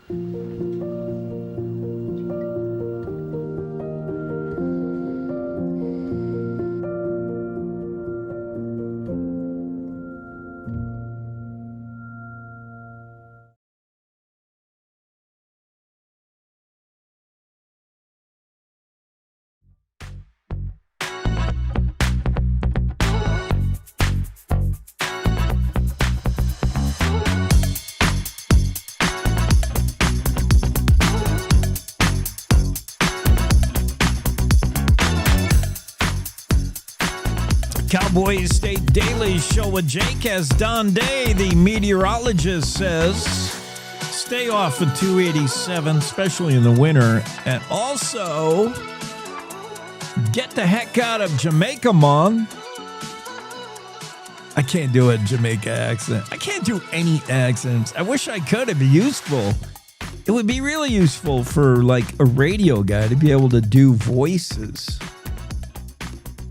But I can't do a Jamaican voice. I can't do Trump. Oh, it'd be nice if I could do a good Trump. It's just not in my wheelhouse. It's not in the skill set. Hey, you want to see Velveteen Thursday night? Yeah, me too. We're going to talk Velveteen, the hottest, newest Andrew Munn's musical. It's going as playing in Jackson at the famed Pink Garter Theater. David went and saw opening night, that lucky guy. And he went there with a shiny, glowy face because he also got a facial at Grandview Lodge there in Snow King. That guy was living a Jackson Hole weekend, big time. Getting his face all pampered and then showing his face in a theater. And then he did something else fancy. Oh, he went to the ski swap where that's a rite of passage. I went once when I thought I was going to be a skier, and I went too late. If you're not there in the first hour, the pickings are gone, man. But it's a famous ski swap. You'll find thousands of skis there. People are getting rid of their old pair, so you can benefit from them fancy skiers that ski one season on the latest Castle or Rossignol, and then they get rid of them. Then they're like, well, they're done. I'll see what else is coming out this year. So they put those skis in the ski swap, and you got a chance of getting, last year's It skis for very reasonable price. Or 2 years ago, It skis. Or as David Madison found out, there are people there who are getting their 7th, 8th, 9th pair of skis. People collect skis in Jackson Hole like people have mittens somewhere else. Like, how many pairs of gloves do you have? That should be one of the barriers to entry for Wyoming. I was talking earlier about the signs, welcome to Wyoming signs, and Mike chimed in on the Facebooks, and Mike says, hey, everybody, I wish I was there in Wyoming. And I said, well, Mike, you have to wait till somebody leaves because we're full. When somebody exits, you can come in, but there'll also be a test. There'll be a bouncer that will give you a test at the state line. And the test would be, where are you coming from? And if you say the Bay Area, for instance, then the bouncer will go to the the tougher questions. He'll flip the pages and he'll say, all right, let me see your cowboy hat. Let me see your cowboy boots. And how many pairs of gloves are you going to claim? Be just like, flying international and coming back in, you have to go through customs. How many pairs of winter gloves do you want to claim at the border? And if you say none, they send you right back where you come from. You won't last 2 minutes here, kid. You're out. And if you say one, you probably also be turned around at the border. You'll never make it. You need like 3, 4, 5 pairs of gloves. One pair you keep in the truck 24/7 just in case something happens to the other pair. You'll probably lose the pair, like you'll be driving along and there's somebody stuck in the snow in the ditch. And you'll stop and you'll get out your tow rope and you'll take off your gloves to connect the tow rope. You'll set them on the top of somebody's tire. You'll pull the dude out. You'll drive away and you'll be like, oh, crap. Left my gloves there. That's when you get the pair that's already in your truck that you leave there for emergency. So there's a pair you're wearing. There's a pair in the truck. There's a pair in the mud room. because they're drying out because they're all wet from the last time you wore them. There's a pair you just got for Christmas that you ain't broke in yet. Everybody should have, 5, 6 pairs of gloves, right? Anybody in Wyoming? Chime in. Text 307-999-TALK. Give me a text. Shoot me a text. How many pairs of gloves do you own? And how Wyoming are you? That could be. You can count on your hands, literally, how Wyoming you are by how many pairs of gloves and or mittens. You got to also have mittens for those ferociously cold days where gloves don't cut it. Like, you need mittens. You got your most heavy duty 35 below, and I got to go out and feed horses mittens. Then you got your pretty robust finger glove, like your toughest, heaviest, warmest insulated gloves. You might also do those heat packs. Those aren't bad. I've had to do those. The heat packs, you put them in your glove. They last a few hours. 307-999-TALK, 307-999-8255. Shoot that a text. Tell me how many pairs of gloves you're rocking this winter. And I'll bet most Wyomingites, you cannot count on one hand how many pairs of gloves they have. Probably 5 plus. At least 3 is the minimum, or you can't live here. Why was I talking about how many gloves people have? I can't remember. Jackson Walker is probably ready to join us. Yes, he is. He rang the Zoom doorbell. So I'll take a break, get Jackson in here because he's got a bunch of stories that I wanted to talk about. First question for Jackson, how many gloves you got? Be ready for that one, kid. And we'll get to that right after these.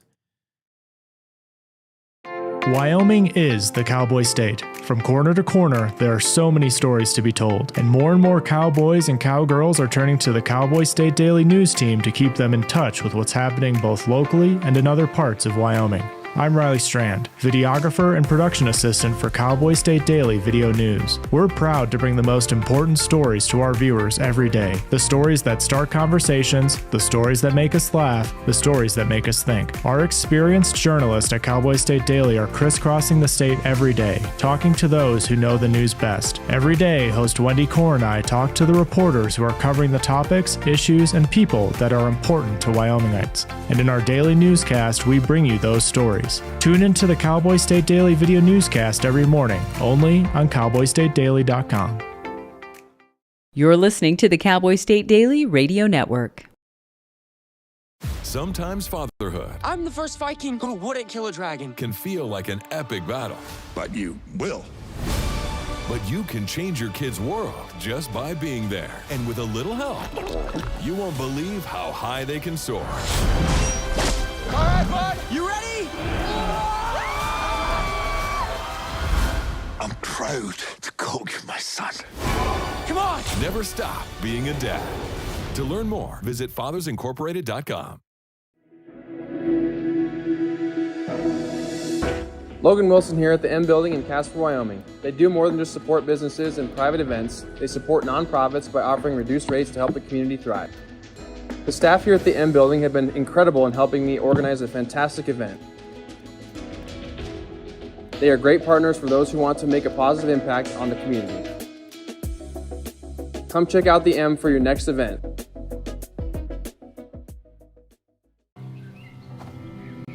For decades, I've taught you everything I know.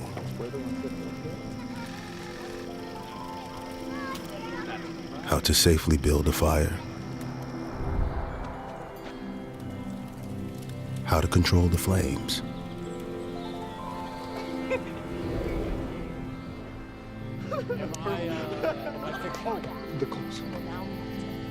What to do with hot coals. How to secure your chains. Seriously, no sparks.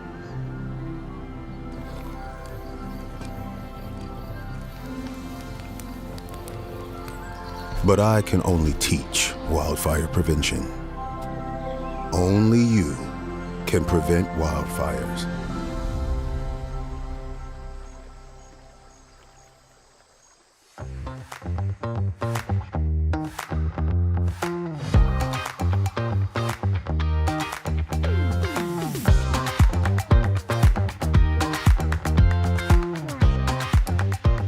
Cowboy State Daily Show Monday. Walker's with us. Jackson, you look suspiciously like one of them in the surveillance still shot of those kids that left the bomb on the Capitol.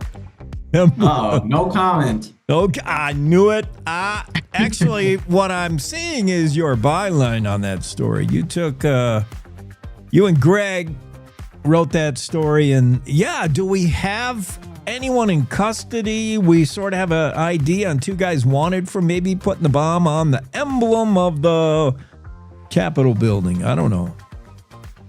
Well, it's important to make the distinction here that these are subjects of interest. These aren't quite suspects. These are just two individuals that authorities are interested in speaking to. So as far as I'm aware, they haven't made contact with these individuals yet, but are sort of looking for them to have a chat. Got it. Well, you're always, journalists know how to use the lingo. Not wanted, not suspects, people, persons of interest, POI. Got it. And neither one is Jackson Walker, I'm pretty sure. Let's talk. I again, no comment on that front. All I'm going to say is I know a lot of details about this story. I've been writing about it all week, but I'll let the readers decide who they think is to blame here. Right. No, it's just a stupid hijinks of like fireworks made, but it's like a fireworks on steroid kind of bomb. It's just dumb. What was the intention? Like, I don't get it. That is one of the things that authorities seem to still be kind of figuring out. We don't know who did this and why. It seems as though it was done to cause a disruption. And we actually spoke to a former armorer in the U.S. Army. His name is Joey Carenti. And he was theorizing that somebody could have been doing this to test the response of law enforcement ahead of the coming session to see, how would they act in a real situation where there actually was a threat here on the Capitol grounds. So it's still unclear at this point why somebody may have done this. Again, that's all just speculation from authorities. But the DCI, they were telling me that this is actually something that they're investigating as potential terrorism. Yeah, I never thought about that as a sort of precursor, a little test run. Somebody who had maybe even more nefarious ideas about something coming up in February when the budget session meets. Let's see who comes out. How many bomb sniffing dogs do they have? Who comes out? The county sheriff, the Wyoming Highway Patrol. Who brings the SWAT team? Yeah, that could have been a surveillance gathering. That's evil. I hope not, but interesting. And I'll tell you, the answer to that question is everyone. Everyone I saw Cheyenne came. Police. I saw the Highway Patrol. I saw the Laramie County Sheriff. I saw, law enforcement agencies that I had never even heard of before were at the Capitol combing the grounds. They had drones. They had dogs. There were people in big hats. There were people doing all kinds of work there. It was command central for those few hours that people were scanning the grounds. Big hats, little hats, no hats, lots of badges. Even the FBI was interested certain times. So, this serious business in what may have been just two kids goofing around or may have been worse. Interesting. So I remember the day we lost Lane Frost, and I swear, Jackson, if you tell me you weren't even born in 1989, I'm knocking you off the show right now. My year of birth starts with the number 2. You're out. Nice having you, Jackson. Have a great Monday. We'll see you. What? Dude. Oh, Lane Frost. I was born in the year 2000. I am 24 going on 25. This December. So I did not hear of Lane Frost passing until fairly recently when I came here to Wyoming. But I feel as though I was able to connect to this story in a way because it is really kind of tragic, and it's really cool to see, in the ensuing years how this community is kind of rallied around this story. Obviously, there's that huge statue of Lane Frost outside of Cheyenne Frontier Days. And, that incident with him inspired some changes to safety in rodeo medicine, as we learned in one of my pieces this weekend, such as when rodeo cowboys are out there, they're wearing these vests, and the vests are sort of intended to protect them in the event that they are horned, just like Lane Frost was. Yeah. Oh, just horrific. Now, I wasn't there, but I did see Tuff Hedeman, his rodeo traveling partner, his good friend, fellow bull rider. I did see Tuff's ride at Cheyenne Frontier Days a few years later, where he said, this is for Lane. He legit rode a bull for 8 seconds, and then instead of jumping off, rode an extra 8, and he would tell people later, that was from my buddy Lane Frost. I rode his 8 for him. It was the chilling. I mean, oh, goosebumps, That's Jackson. so cool. Oh, my goodness. But yeah, your story on rodeo injuries. I mean, rodeo synonymous with injuries. It's not when, it's not, how often, it's when, or wait, what am I trying to, you will be injured. You're playing the sport injured all the time. And like you pointed out, similar to, another physical collision sport like the NFL, you got impact injuries, you're playing hurt, but dissimilar to the NFL, especially nowadays, is the fact that when you go to the doc, when you go to the your medical care, you're like, how fast can you get me ready to ride in Oklahoma next week? Whereas in the NFL, you're like, these guys sit out forever. They don't want to come back. They're getting paid no matter what. In rodeo, you don't get paid if you're not riding, and doctors want to get them patched up and back out there. They know the drill. Yeah, that's my thoughts exactly. One of the people I spoke to was Skip Ross, who is actually the doctor that worked with Lane Frost on the day that he, of course, had that tragic incident. And, Skip had a lot of details about kind of exactly what you're saying. He uses a lot of tape on people, a lot of ice, a lot of quick fixes, because again, as you mentioned, rodeo is only 8 seconds. And so if you can last that full 8 seconds, you get your paycheck, versus in the NFL, you've got 16 plus week season, right? So you kind of got to do some load management, versus for rodeo, it's completely going hard for those 8 seconds, and then you make your fame and fortune, and that's all you need to do. Sports medicine has come a long way, and some preventive maintenance. The vest, certainly. I mean, in Lane Frost's time, you didn't see too many people rocking the vest or helmet, if anyone, and now they all do, pretty much. I mean, yeah, it's become standard.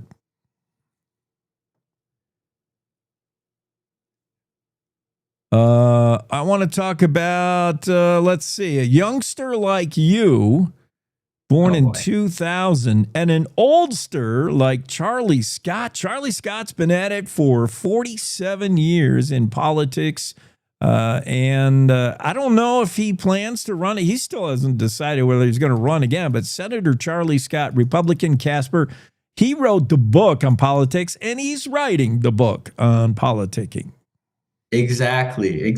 Yeah, he is putting together a book all about his experience in the legislature, which I personally am just so intrigued in. I think it's so cool when people like that can share their experience, and it kind of gives the the average person kind of a look into, what does the legislature do? How do people make laws? And he's got just so many unique kind of stories to share. One of them that I found so interesting was the story about this truck. The Department of Agriculture wanted a new truck. They put in a budget request for $50,000, and the legislature was about to approve it when one of the senators noted, because they were a former trucker, they noted, this whole truck isn't broken. All we need to do is do some repairs. That should only cost about $5,000. So instead of $50,000, they approved it for $5,000, which Senator Scott told me was sort of used as a story to illustrate to new legislators how the legislature works, in that somebody's unique background experience could come into play at any moment and prove highly useful. Now, the ironic sequel to this story, as he put it, was that Senator Scott was at an event later that year where the Department of Agriculture was present, And of course, the department had the brand new $50,000 truck because, of course, there was some slush in the budget and they were able to approve it after all.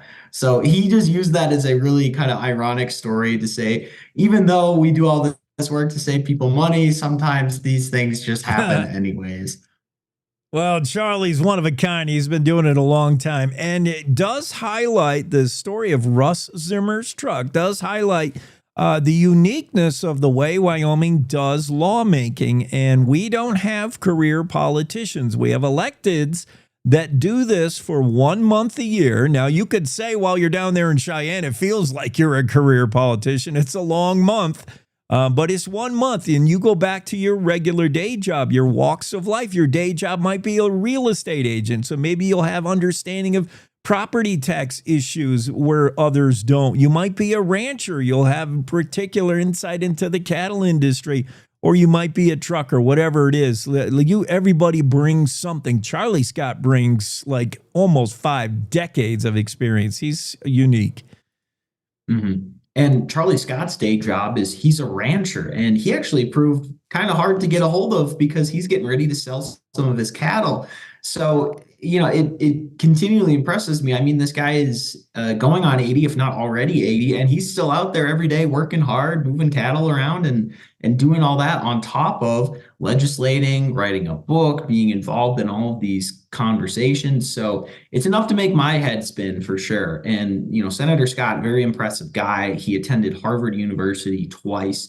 But he told me, however, that it doesn't take a genius to be involved in the legislature. He said that anybody with a modest education can still succeed. And he actually said that people that are sort of political outsiders in a way, people that don't have this long tenure in politics, can sort of bring a fresh perspective into these conversations. So one of the aspects of the book that he said he's going to focus on is encouraging people to get involved in public service, whether that be in lawmaking or another way.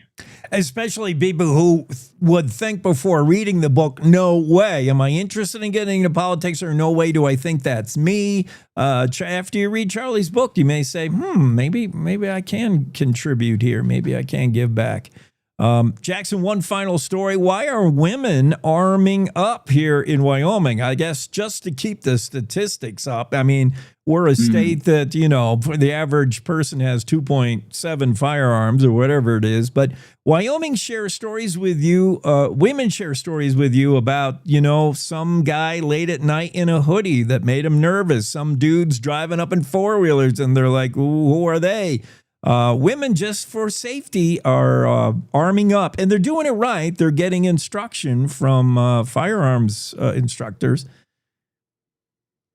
Yeah, and when you think about, a gun owner, I feel like, at least for me personally, I think of a man, a man with like a big assault rifle or maybe a couple of pistols or something like that, But from what we're seeing, these trends are actually showing that women are becoming the predominant gun owners. These people are seeking out weapons, they're seeking out instruction in using firearms. And a lot of women that I spoke to, at least here in Wyoming, they feel, as you said, it's for a safety perspective. There's the different incidences that people have had, either strange encounters at night or even just coming across dangerous animals out in the expansive wilderness here in Wyoming, that just makes owning guns for some people the right decision. And Wyoming, of course, is a constitutional carry state, meaning that people don't have to apply for concealed carry licenses to carry within the state. Of course, if you want to leave the state, you need to have that license. But at least here within Wyoming, that is one of the special laws that we have in place for people that like to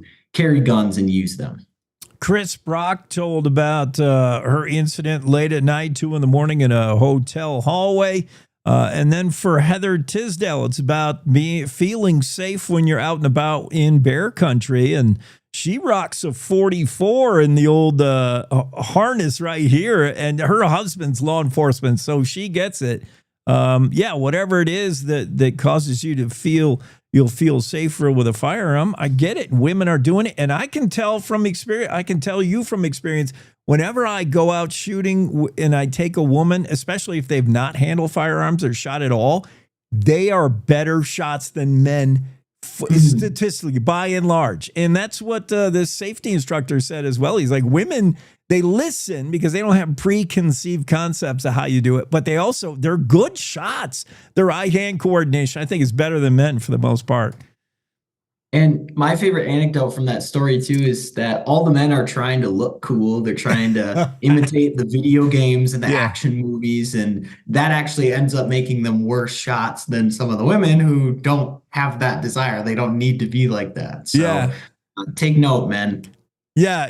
If you're doing the sideways 9mm, you're more likely to shoot your instructor than the target.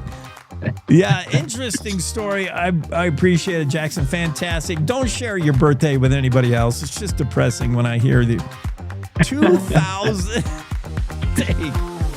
All right, buddy. Have a great Monday. We'll see. Yeah. Jackson Walker, his stories in the Cowboy State Daily, real good. Wyoming women say safety is their top concern of why they decided to arm up and get some instruction and some firearms. Whether it's a bear or that guy in a hoodie, you feel better knowing you can throw lead. DCI releases photos of two men wanted for questioning in the Capitol bomb incident. Charlie Scott's been in the legislature for a long time, and he's going to share a little of his knowledge in a book. Let's take a break. Top of the hour news now. We'll see you on the other side. It's time to take a look at what's happening around Wyoming. From the Cowboy State Daily News Center, I'm Mac Watson.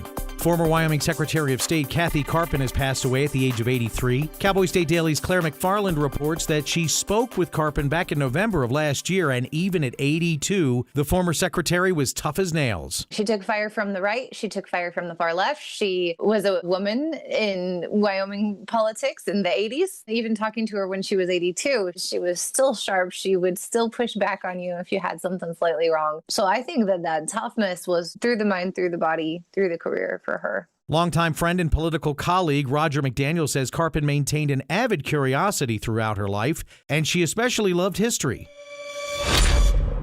A fiery head-on collision that killed two people last week is the latest deadly crash on U.S. Highway 287 between Laramie and Fort Collins. Cowboy State Daily's Zach Sontag reports that the 65-mile stretch of highway has been so deadly over the decades that it's earned the nickname Highway of Death. It is a notorious highway. It is a highway that has claimed dozens and dozens of lives over the years, fatal incidents. It's got all the hallmarks, really, of a dangerous roadway. There are also some elements that are kind of just inexplicable. I mean, you look at the fact that they have made improvements to this road in the last 2 decades, and yet it still continues to claim lives. According to statistics provided by the Wyoming Department of Transportation between 2015 and 2024, the stretch of highway from Laramie to the Colorado border saw a total of 545 crashes, including 11 fatal crashes resulting in 13 deaths. I'll be back with more news right after this. The Wyoming way of life. There's nothing like it.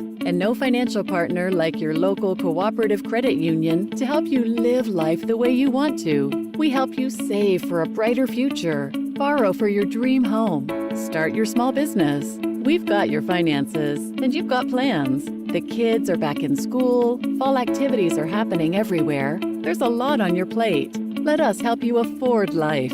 Wyoming's credit unions are here to stay and here for you.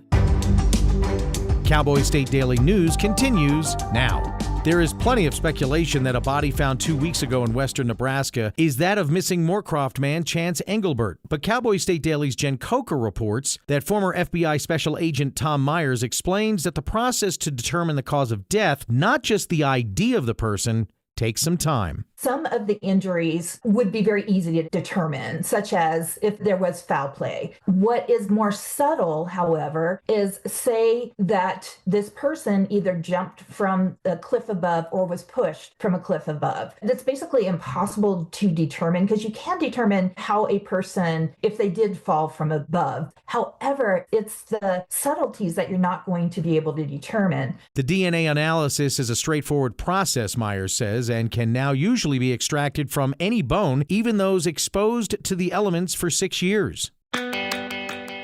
As October wanes, it's time for Wyoming's grizzlies to start settling into their winter dens for hibernation. But Outdoors reporter Mark Hines reports that people shouldn't assume it's all clear to hike without worrying about bears. And as the weather changes and you're getting more snow and their food sources start to diminish, the plants they've been eating or the hunters' gut piles have been gone through, so there's no more food, then you're going to start seeing them go to bed. So the short answer is basically anytime within the next month or so, you're going to see grizzlies getting a lot more scarce. Hines also points out that there's no hard and fast rule about grizzlies, as it's possible to see bears even in the winter because some grizzlies, especially mature males, are known to sometimes come out of their den in the middle of the winter looking for food.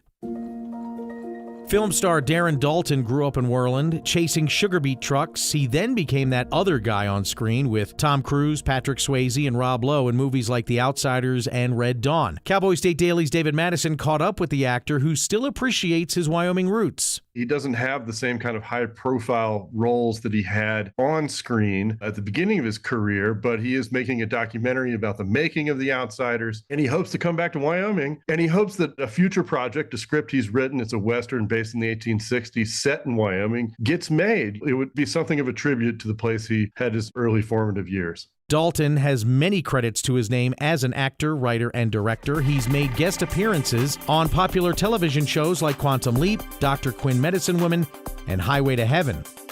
And that's today's news. Get your free digital subscription to Wyoming's only statewide newspaper by hitting the daily newsletter button at cowboystatedaily.com. I'm Mac Watson for Cowboy State Daily. Most hiring algorithms would scream me out. Some bosses couldn't see me as a leader. I've run this place for 20 years, but I still need to prove that I'm more than what you see on paper.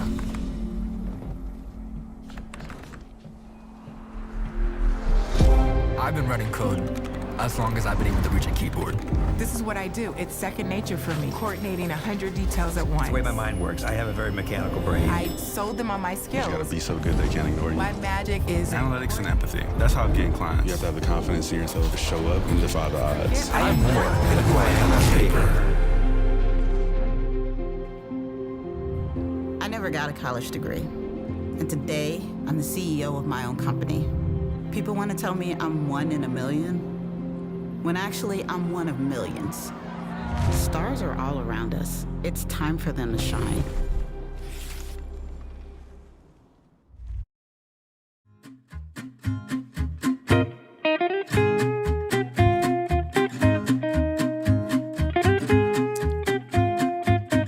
Just look at D-Man. He's got a special glow today. Must be the pumpkin. Indeed, it is. David Madison. David Madison joins us, Cowboy State Daily Show. And if I live a really good, pious life, I can come back in my next life and be David Madison, who spent a tourist bucket list dream in Jackson. Must be nice. Comes here, gets a fancy facial, then goes out to theater, of course, and sees Velveteen, Andrew Munz's new hit show. And then what else? Oh, you dropped in on the ski swap to grab yourself a pair of boards and the annual rite of passage Jackson event. You did the Jackson thing, man. Holy cow. It was a whirlwind. Yeah, I didn't come away with any skis. I've been holding off. I think I might go to the swap this weekend here in Bozeman. Yeah, what a great time. What a beautiful time of year. The weather was perfect. Really interesting people. And where should we begin? Oh, well, I do want to also get to that kid in the publicity photo of these famous 80s movies we all saw that featured the Brat Pack. He's the guy who, you're like, okay, Swayze, Rob Lowe, and Matt Dillon. And that dude is from Wyoming, man. It's so cool. Yeah, let's start with Darren Dalton. That was a really inspiring interview. Yeah. We talked for a while. He's such a humble Wyomingite at heart. He wanted to talk all about growing up in Worland and his grandparents ran a ranch outside of tent sleep, and he would ride horses and cowboy and fish, and really, formative years until he was 13. And then Darren moved to Albuquerque. His parents had enough of Wyoming winters, and he kind of fell into set building and getting into the drama program, and was friends with aspiring actors. And he said he drove a $500 Toyota Tercel. He's the only friend that had a car. And so they convinced him to drive down to the Hilton in Albuquerque, where Francis Ford Coppola was doing one of many cross-country audition sessions. And Darren was just sitting there waiting to take his friends home when the casting director spotted him and said, "You need to try out too." And so he did, and fell into a historic collection of acting talent on that film. I mean, not only was the director really famous and skilled, but we had all these up and coming actors that would basically populate the upper echelon of Hollywood for the next few decades, and they're still doing it, right? And my favorite anecdote was, he said he advanced from the audition in Albuquerque, and then Darren got to go to New York City, and it was his 17th birthday around there, and we have some photos of that party he had with these famous folks. And he said thought he was doing really well reading for one of the major parts, Dallas, in the movie The Outsiders. And he said, "Yeah, I really thought I was killing it." And then Matt Dillon walked in, and I thought to myself, I would cast Matt Dillon. He did such a good job. But he hung on, and stayed in the cast, and he had a really pivotal role. He played kind of the other side of the coin. The Outsiders are about these greasers and troublemakers, and he was kind of the preppy set. He was the moral voice of the preppy set, which they called Socias, and it's all from the novel The Outsiders, and by S.E. Hinton. And anyway, so I went back and watched those scenes, and he's a gifted actor. He has a real realism, real vulnerability about him. And then he was in Red Dawn, and then he did some other. He started drifting into writing and producing and directing, and has stayed friends with a lot of those guys, including C. Thomas Howell.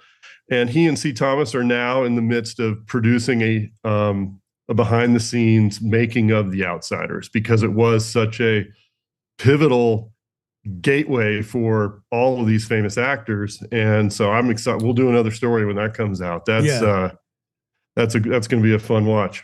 I'm excited for that. I don't know if it was Coppola's intent to launch the careers of a handful of guys.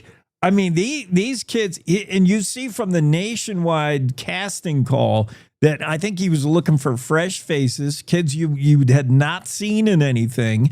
And who knew that, it would launch the Brat Pack of the 80s. And these went on, all of them, with the exception of maybe Dalton, went on to be A-listers. Dalton went on to be a B-lister and work behind the scenes a little bit. But it's unbelievable being in the, Beverly Hills Hollywood set at that time, making those movies in the 80s. Yeah, and he's probably got a wealth of stories to share about that. Just incredible. And now giving back. Definitely want to give him props. Yes. He became most animated when I was interviewing him over Zoom, talking about the high school where he works, the Los Angeles County School for the Arts, which also is launching new talent, and it's sort of full circle, where he's teaching kids who were the age he was when he went into acting, and he's trying to be the teacher he never had. That is so cool. And I'm jealous of where he lives. He was doing the Beverly Hills thing for a while, he said, but now lives in a little town up in the mountains. It's like 6,200 feet above sea level. It was 43 degrees this morning there. I checked it. He said it reminds him a little of Wyoming. He's up in the hills. So good for him. Just so excited for Darren Dalton and everything he's doing. And paying it forward, teaching at that high school. Yeah. That was what my second favorite part was. He's up for the lead role, and then Matt Dillon walks in, and you're like, okay, or Rob Lowe, or any of them. Yeah. But my I said, did you ever think of yourself as a heartthrob? And he says, how can you be a heartthrob when you're hanging out with Rob Lowe? It's like the best I can do is wingman. Yeah, wingman. Or, the way he just fell into the whole scene, because every actor talks about their one big break, and the big break is not always, I was working that cafe in Beverly Hills and I served coffee to the director of this. It's sometimes I was the only guy with a car, a $500 junker Toyota Tercel, and he's waiting for his buds. And I could just see him leaning on the hood of this car, smoking a cigarette, waiting for his friends to get out. And the casting director was like, what about you, kid? You got to look. And he's like, nah, I'm just a ride. Yeah, it was. And this is before Albuquerque really became a hub for entertainment. This is a long time ago. Wow. What a story. Yeah, read that. Learn all about this Wyoming kid who is that guy in the publicity still for those movies. And he's the guy you can't quite pinpoint. Everybody else. And you're like, and then that guy. Yeah. Mm-hmm. Yeah, it's getting a lot of traction. I think there's people from Worland that remember him. And so Facebook is lighting up with some nice comments. Very cool. I want to talk also about filmmaking. David, there's so many stories you had over the weekend that are fantastic. I really would love to talk to this Mark Pedri. Mm-hmm. Yeah, he besides working on a documentary that I hope we all see soon. I hope this thing really takes off. It'll be centered around the story of Amelia Earhart. He also has a world premiere coming up. Sky Queens is what we're talking about. Burning Torch Productions. I hope we see Sky Queens. But he's also got one that's going to drop here soon on PBS. We're going to talk about that. But the photo that inspired him of Amelia Earhart, same. I see this. There's something about this photo that speaks to me, especially the little kid peeking in. This photo of Amelia Earhart when she stopped in Rock Springs is just, there's something about it. 1931, it just speaks to you. And for Mark, it says you got to make a movie. Yeah, it was fun chatting with them. I'm cheering them on. Rock Springs isn't known as any major entertainment hub, but in this day and age, in the digital age, when you have the talent and the work ethic, which I think the folks there at Burning Torch, Mark and is it Christy McCarthy, right? Carrie McCarthy. And Carrie McCarthy, Carrie and Mark, who both went to high school, I believe, in Rock Springs, and now are back, giving back to the community, giving them a chance to have first look at this premiere tomorrow night, right? Yeah, the 28th. At the theater there in Rock Springs, and it's a free event. So if anyone from Rock Springs is listening to this, think about going down and learning about the history of Trona miners, hearing their stories, and kind of getting a look at the film scene in Rock Springs. So that's the finished product.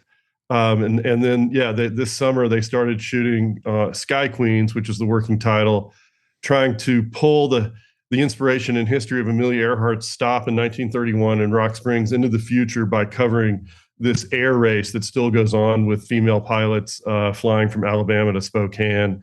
So they interviewed and profiled, and I believe recreated the photo with Amelia Earhart with these modern pilots.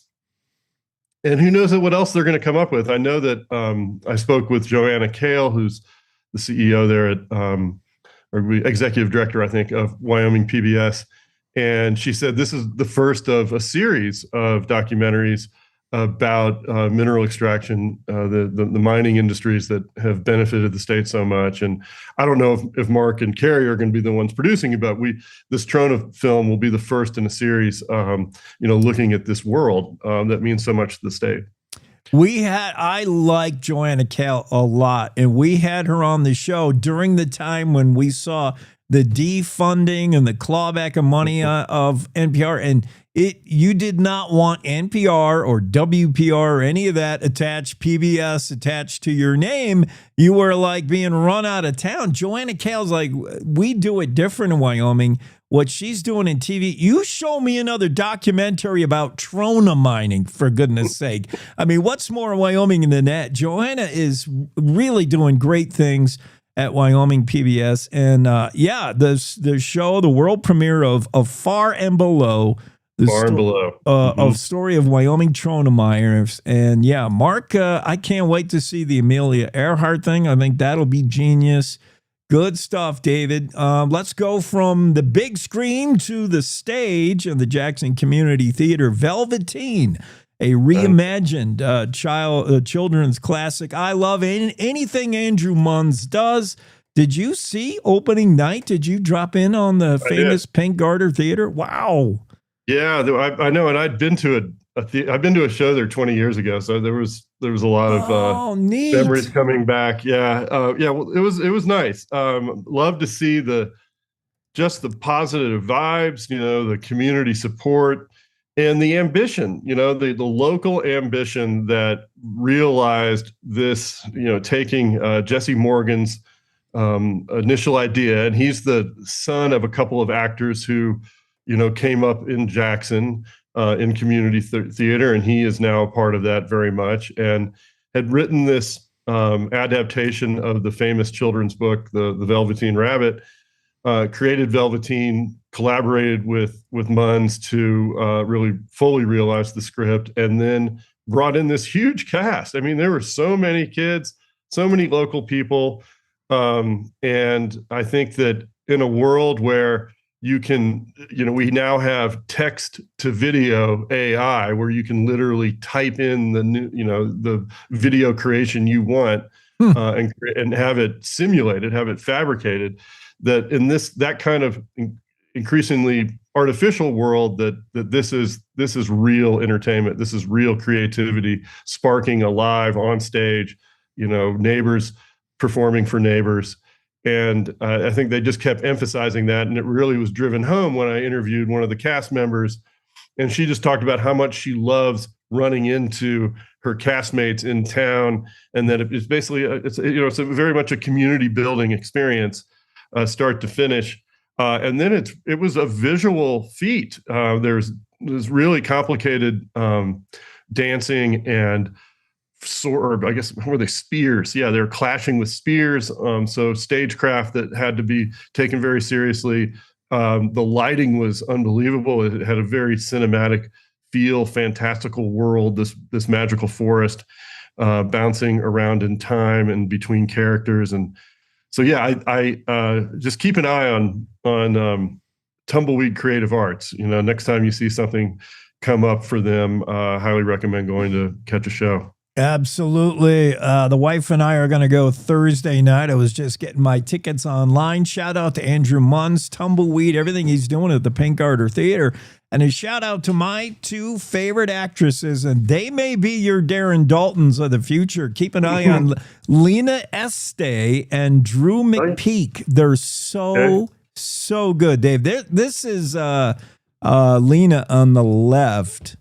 This photo, she's such a gifted actress. I've seen her in other stuff. Drew is a fire plug. She's really good. Yeah, it's cool. That's local theater. The scene is pretty neat.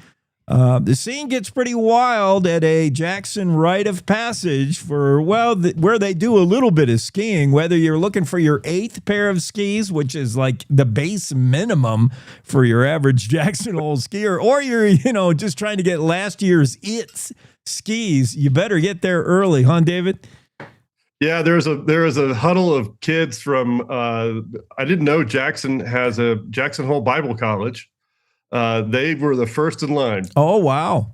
Yeah, 4 a.m. I got there around 6 and interviewed them and another group of friends, including Brian Baker, who's a Jacksonite, who jokingly referred to it as the battlefield, going in and clashing with other bargain hunters. But it was to be totally clear, it was a very positive experience. Nobody was getting aggro at anyone else. It was super fun. It's the soft launch of winter, right? And then the snow came the next day. So thank you to the club who hosted me there, and Laura Paul, who showed me around and helped me with the story. And I wish I had. Now I kind of wish I had pulled the trigger on some skis, but it was sort of my scouting trip for buying a new pair. Well, perhaps you were just in too much of a lethargic state of being after getting pampered on at the spa in Jackson Hole. My goodness, we are going to share this photo, David, with all apologies to your daughter. I apologize. The first comment on Facebook was, couldn't I get a better picture? No, this is perfect. I'm sorry that, yes, that is what I look like with pumpkin and yam smeared all over me.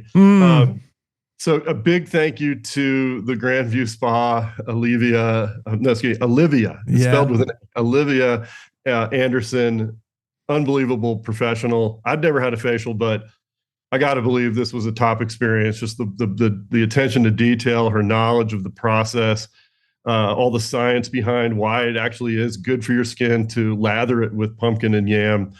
And to Chris, the spa director, really cool person. I think she's a recent, I think they're both recently, landed in Jackson from, Chris is from Texas and Olivia is from Arizona. Great additions to the spa community. And like I said, just total professionals. It would be a great way to splurge. There was a birthday party there.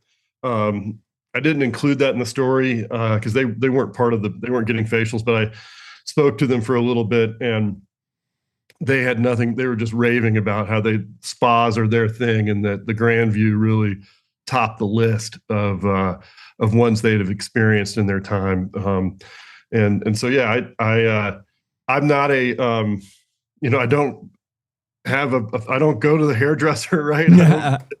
I don't really fuss with my looks very often. So it was kind of a foreign experience to me. But it had that massage therapy vibe. And like I said, I just was fascinated to learn the science of renewing your skin and caring for your skin. I think that Olivia really was knowledgeable about just the health benefits, how you basically maintain your nutrition, that is just as important as having these treatments, as just living a healthier life. I certainly could take some of that advice. And so anyway, yeah, hats off to the Grandview Spa. I hope others go and give it a try. Yeah, Grandview, fancy. I've DJ'd many weddings there as well, but I didn't know they had the whole spa thing going on. And yeah, Olivia knows her stuff. I mean, the first thing she asked you is, do you get facials often? Is it your first time? Or so she knew to do something different with you so she didn't dry you out. Like, it's pretty cool. Well, holy cow, where do you go from there? Nowhere to go but down, David. I'm all ears if anybody has new story ideas. I gotta refill the bucket.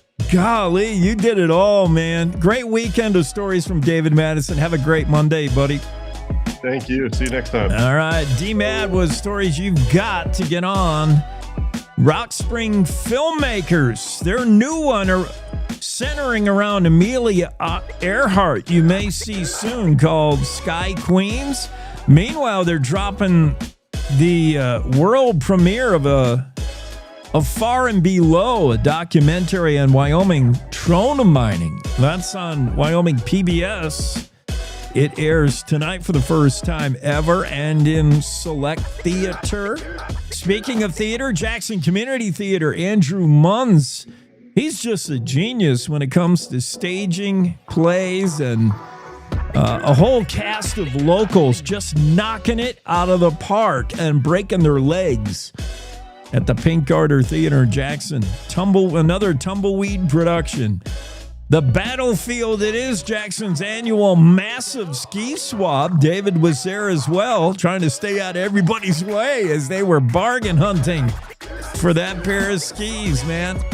And we got to meet that guy. That's Darren Dalton. That's his name.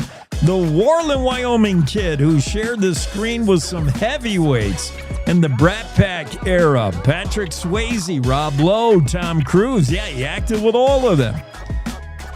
We got to take a quick break. Coming back with more on the Cowboy State Daily Show after these. Wyoming is a big state. There's so much ground to cover, so many stories to tell. But the Cowboy State Daily News team is up to the challenge. I'm Wendy Core, host of Cowboy State Daily Video News. Whether it's politics in Cheyenne, energy issues in the Powder River Basin, or grizzlies in Yellowstone, our talented crew of experienced journalists are out there finding and telling the stories that matter. What's the best restaurant in DuBois? Renee Jean checks it out. What's the most recent Supreme Court decision mean to our everyday lives? Claire McFarland explains. How is the upcoming elk hunting season shaping up? Mark Hines lets us know.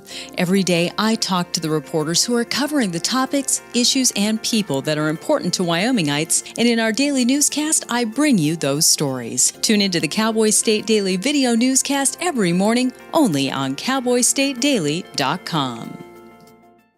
This is the Cowboy State Daily Radio Network. Mom, I got it. What are you doing in there? I got stuff. Are you a dog? I wouldn't do that. Have you seen the pliers? Where'd you find those?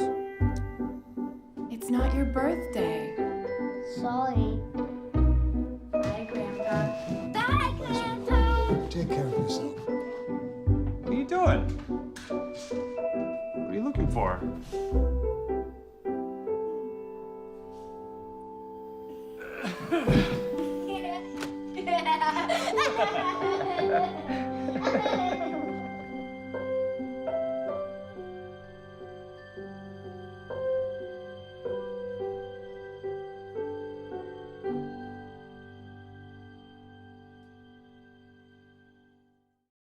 I don't think many kids in my son's school even do it. He makes fun of his friend who vapes. He would never try it. She's into soccer. She's on the honor roll. She's just not the type. No way. No way. No way. No way, my kid would never vape. Get your head out of the cloud. Today, nearly 8,000 kids will start vaping. Maybe even yours. Learn about the dangers at talkaboutvaping.org. Life's daily battles are not meant to be fought alone.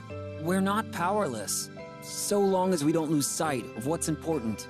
Don't be afraid to seize that moment to talk to your friends. Cloud, you okay? Because checking in on a friend can create a safe space. The first step on our new journey. You coming? Reach out to a friend about their mental health. Seize the awkward. It's totally worth it.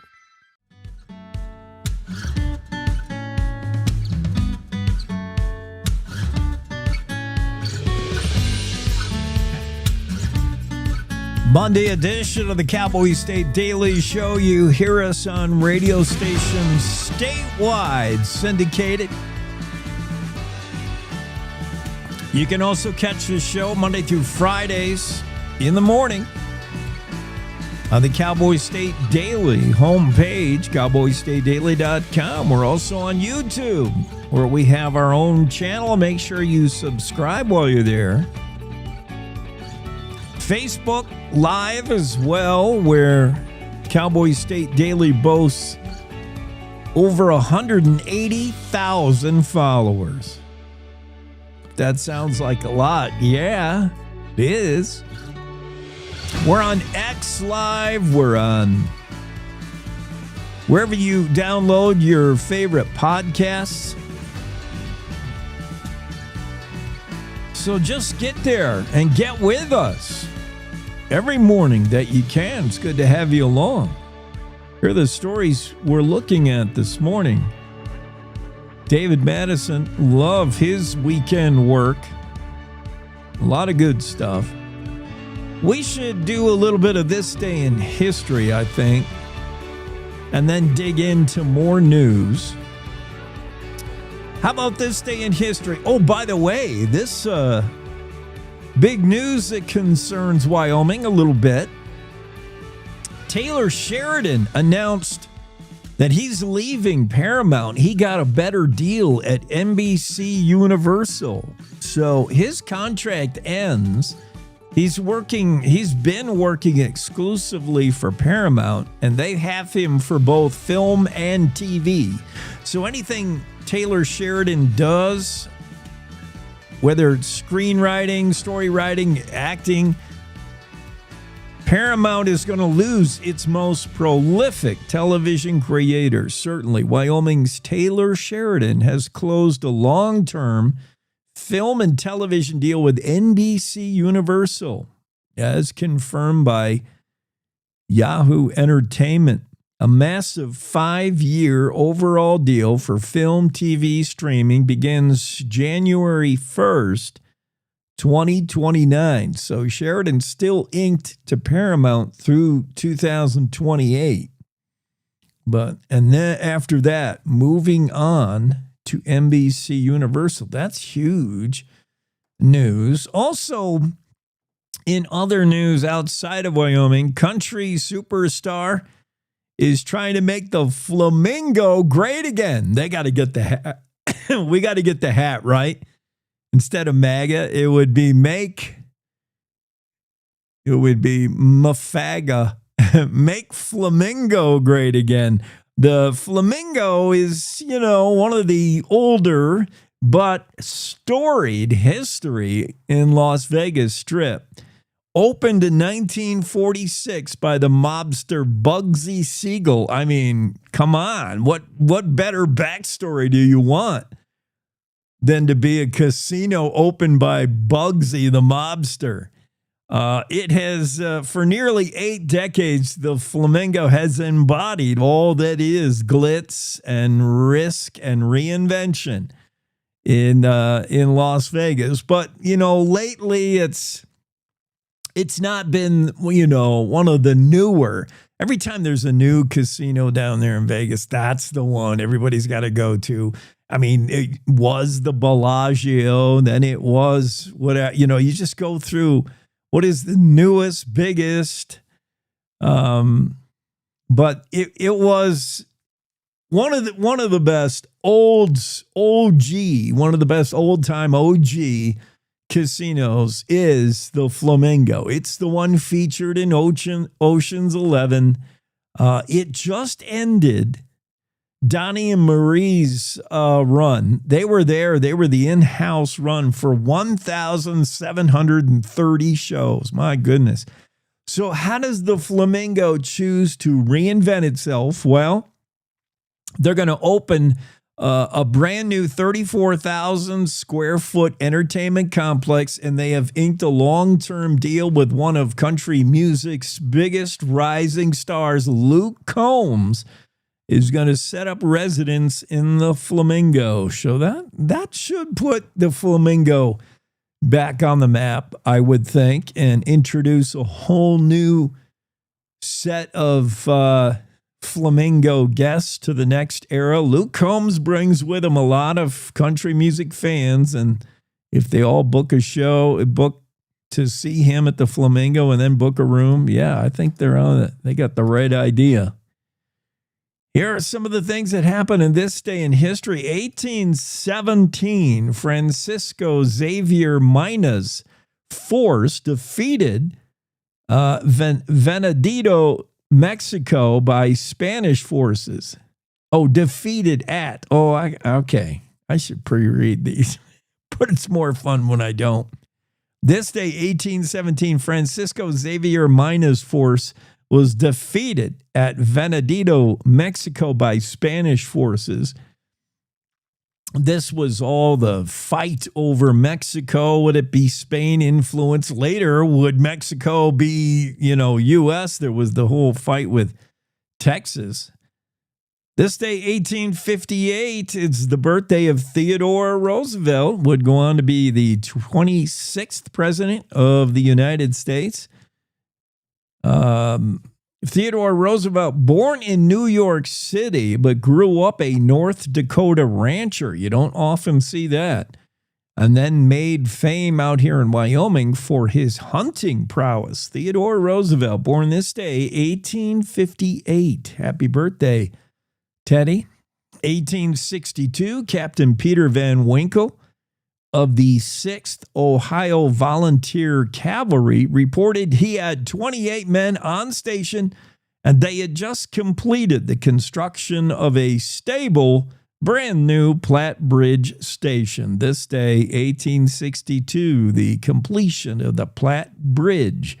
1867, on this day, troops from Fort D.A. Russell destroyed squatters' shanties on the Union Pacific Line in Cheyenne. I could just see the UP boss saying, "Get rid of those squatters. We got to put a railroad through there."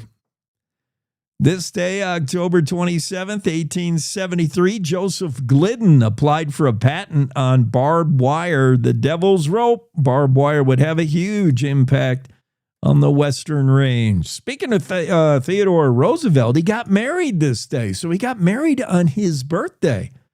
He married Alice Lee on this day in 1880. I bet he never forgot his anniversary date.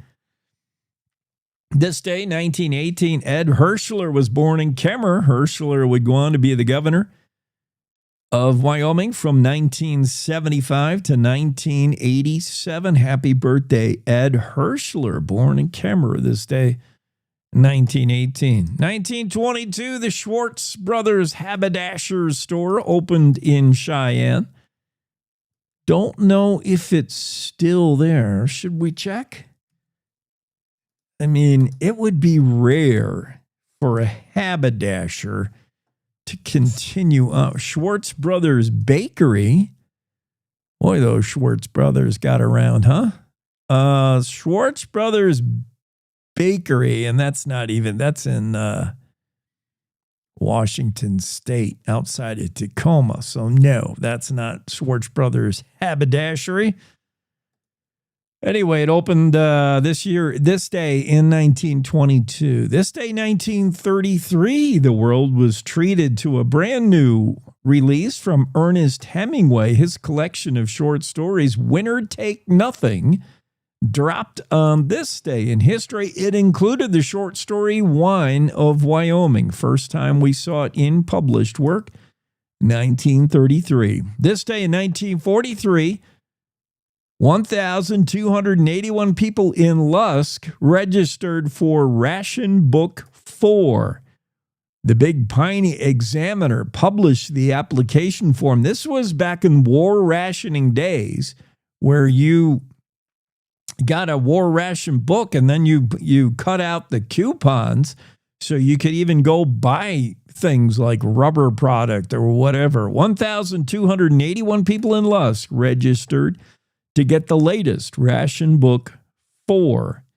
The Big Piney Examiner published the application form in its newspaper. 1947, this day, Groucho Marx premiered as the host of a new ABC radio show called You Bet Your Life. This day, 1947. Heyday of radio, right? Coming out of World War II. 2009, funeral service for former Governor Clifford Hansen was held at Jackson St. John's Episcopal Church. We talked about that earlier today. Clifford Hansen had died last week. And then today, this day in history, 2009, funeral services held for former Governor Cliff Hansen. All these things happen on this day in history, October 27th. Let's rodeo. Western Ag Network's Rodeo Roadshow. It's the Rodeo Roadshow on the Western Ag Network. Hi, everybody. I'm Will Rasmussen. Well, it's that time of year when the year-end awards come out in professional rodeo, and the hardware to be given out at the awards banquet at the South Point Hotel, Casino, and Spa the night before the National Finals Rodeo starts. I have the rough stock horses and bulls of the year in professional rodeo coming up next. Every year, humic loss makes it harder for crops to absorb applied nutrients. Resurge from Helena is a low-dust granule that delivers humic compounds to improve nutrient uptake and plant growth. The Resurge Granule's superior hardness and uniformity withstands pneumatic applications, allowing for even distribution in your fertilizer and across the acre. Energize your soil and elevate your crops. Contact your Helena representative to learn more. Always follow label instructions and check registration status before use.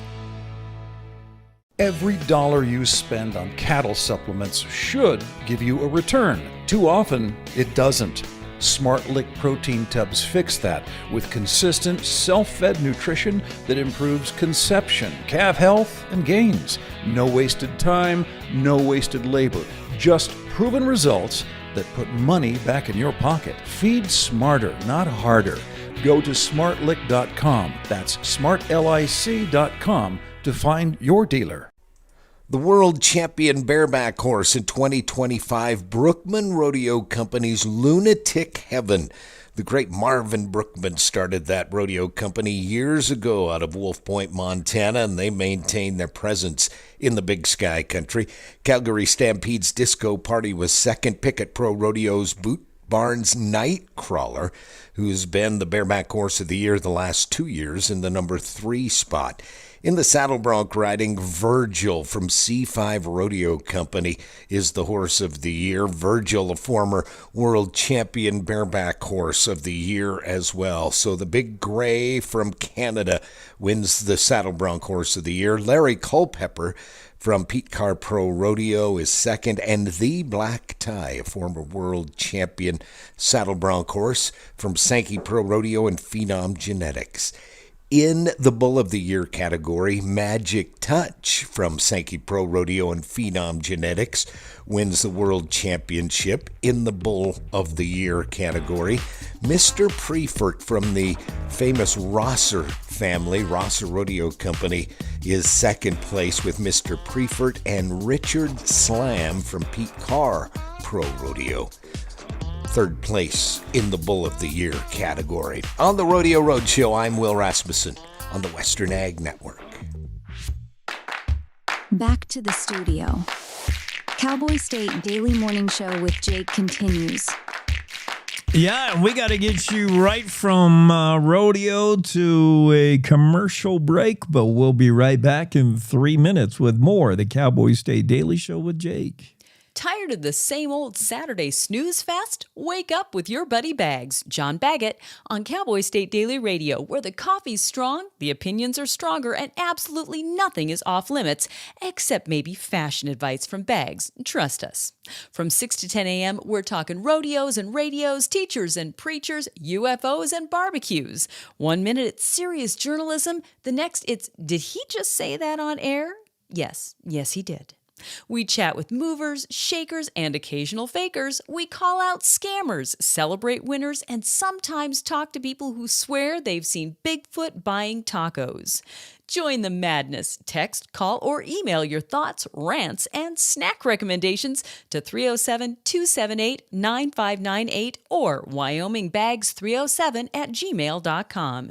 Catch the chaos live on cowboystatedaily.com, YouTube, Facebook Live, or X, or binge the archives later when you're pretending to work. Cowboy State Daily Radio with John Baggett, where curiosity meets cowboy coffee. See you Saturday morning. You're listening to the Cowboy State Daily Radio Network. Who can you turn to for news you can trust? Your local TV and radio broadcasters. You trust us to keep you safe during times of crisis and to deliver the weather, sports, and entertainment you rely on every day. We bring you the facts you need to make decisions that matter. And as misinformation floods social media, you can trust your local stations to deliver the truth. Text TV to 52886 and tell Congress you rely on your local stations for trusted news. You handle the healthcare, we'll handle the marketing. In need of a spark for marketing your medical practice? Loom Studio provides creative and strategic healthcare marketing that illuminates the path to bigger and better experiences for your business and your patients. We specialize in branding and design, social media, website design, SEO and SEM, not to mention content creation, public and media relations, and marketing metrics to ensure you're getting results. If you're looking to increase your patient engagement and retention, enhance your community impact, and streamline your marketing efforts? Our team is ready to help you achieve your goals. Contact us today and learn more at loomstudio.com. We come from a long line of farmers, and there's a sense of pride, but there's also a significant amount of pressure. Farmers have to take care of their physical and their mental health, because what's a farm without a farmer? Watching the sun come up, that's my time. I can have a cup of coffee, and every day is a new opportunity. That's cool. Yay! Don't forget to check in on yourself. Love your mind.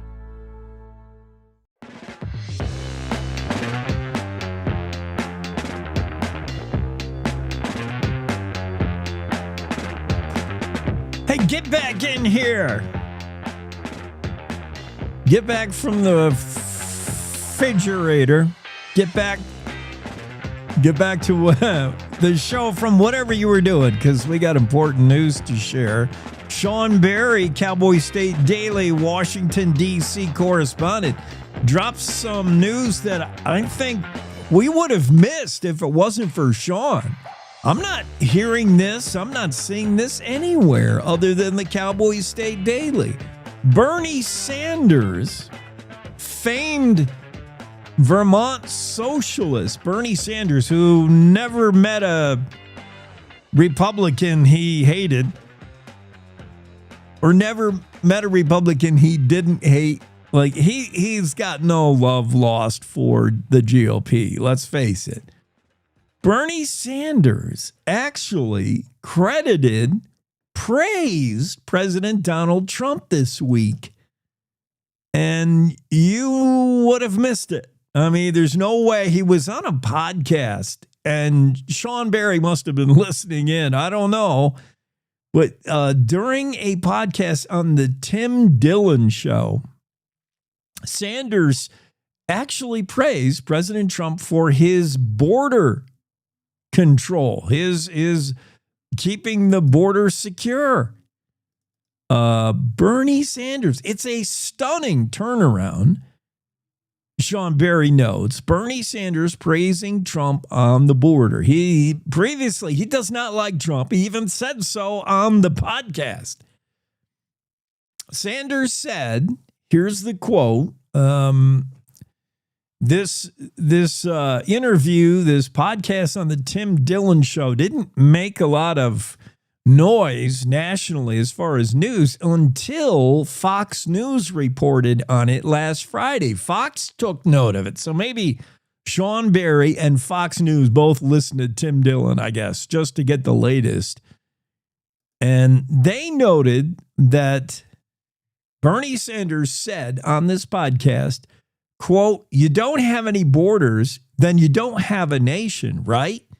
Has historically the United States done well under Democrats and Republicans in protecting the border? The answer is no," said Sanders. Bernie went on, he said, "Trump did a better job. I don't like Trump, but we should have a secure border, and it ain't that hard to do," Sanders said. Biden didn't do it. Those before him did not do it. We should have a secure border, period. And I think most people in Congress agree with that. That's a quote from Bernie Sanders acknowledging that Trump has done better than any president lately in securing the border. My goodness.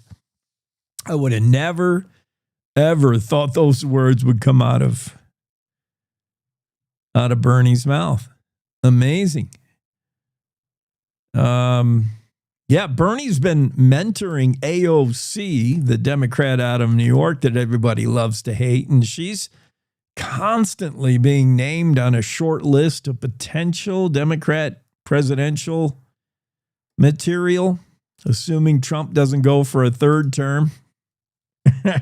He would rewrite the book on how long you could serve, but those are the rumors. Brian Nesvik says Canadian Wolves should not go to Colorado. Brian Nesvik is the director of course, of the U.S. Fish and Wildlife Service. I think it was finally ratified, right? They don't call it ratified. What do they call it when you're finally voted in? When a cabinet, I can't think of the word. They must have finally done the vote. I've lost interest in that. Nesvik, it was forever getting him. What is it? It's not ratified. I can't think of the word that. But he is the head of U.S. Fish and Wildlife. He just said Colorado can't bring in any more wolves from Canada as part of its reintroduction program. That's former Game and Fish Director Brian Nesvik, now directing the U.S. Fish and Wildlife Service under the Trump administration. The agreement between FWS, which is Fish and Wildlife, and Colorado Parks and Wildlife, CPW, does not authorize Colorado to get wolves from outside the Rocky Mountain region, Nesvik said in an October 10th letter to CPW Director Jeff Davis. This is the first I've heard of any elected official. Well, I guess he's not elected. He's tapped by the administrator, but any government department acknowledging the difference between a Rocky Mountain wolf and a Canadian wolf. That was the huge controversy in 1997 when Wyoming was the place, Yellowstone National Park in particular, where the wolf was brought back. And the big outcry was, other than we don't need a wolf back here in the Rocky Mountain West, well, we did our darndest to get rid of them things decades ago. Why are you bringing them back? Other than that argument, the other argument was, okay, wolf, but bring a wolf that's the kind of wolf we used to have. This right, not the gray lobo from New Mexico, those little lobos, but also not these Canadian wolves that everybody was saying are much bigger than what we used to see roaming around in the Rocky Mountains. This is the first time I've heard any acknowledgement that there is a difference. Nesvik saying that Colorado is no longer authorized to bring in wolves from Canada, acknowledging, I guess, that that's a different wolf. Interesting. And then finally, the Museum of the Mountain Man, Andrew Rossi story is pretty cool. Andrew will be on with us later this week. I think we have Andrew for Wednesday. He'll talk about this story. The Museum of the Mountain Man building Wyoming's newest frontier fort. Did you know that construction is underway on a new frontier fort? There hasn't been a new one in Wyoming in 150 years or so. But there's one breaking ground right now. Fort Sublet is the latest. Do we still need frontier forts in this day and age? We'll take a look around at the news headlines. I think we do. It's a dangerous world. It's a crazy world out there. And the enemy may no longer be the Indian, but there is an enemy. I think we do need a new fort. The Museum of the Mountain Man in Pinedale, if you haven't been to it, is so cool. Really unique. It's world famous for tiny little Pinedale. The Museum of the Mountain Man in Pinedale has in its collection some, keynote pieces like Jim Bridger's rifle. I have not been there, and it's just down the road. I can get there in like less than an hour the way I drive. And I would love to see that. The crown jewel of its collection include Jim Bridger's rifle. And I don't know what that rifle is. I'm assuming it's a Hawkins. No, not Hawkins would be too old. It's probably a Sharps 50 caliber, right? Jim Bridger rifle. I bet it's a I bet it's a Sharps, but even the Sharps might have been too new for him. Jim, let's see. I'm trying to find out on the fly, and I might not be able to do it. I guess I could look at the actual rifle in the museum. It could be a following Bridger. This rifle is in the Buffalo Bill collection. What is the one that's in the Museum of the Mountain Man? All right, I'm going to find out, but I might have to do it after the break. 20-foot buffalo hide teepee, that's in the collection as well. And the oldest complete sheep horn bow in existence.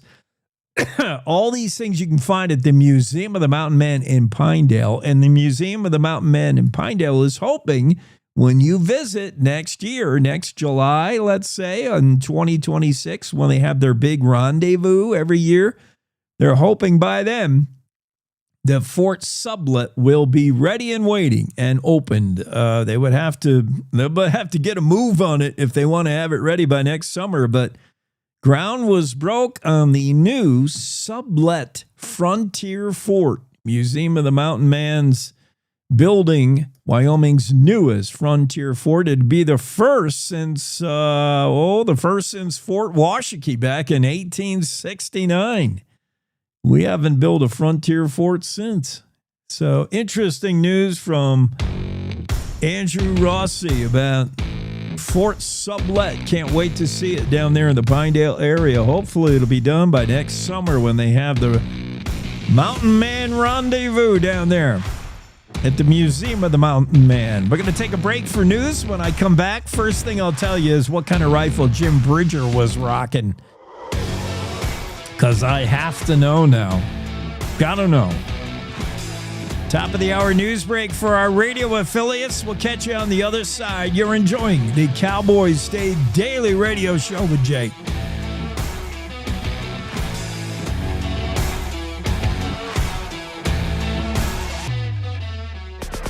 It's time to take a look at what's happening around Wyoming. From the Cowboy State Daily News Center, I'm Mac Watson.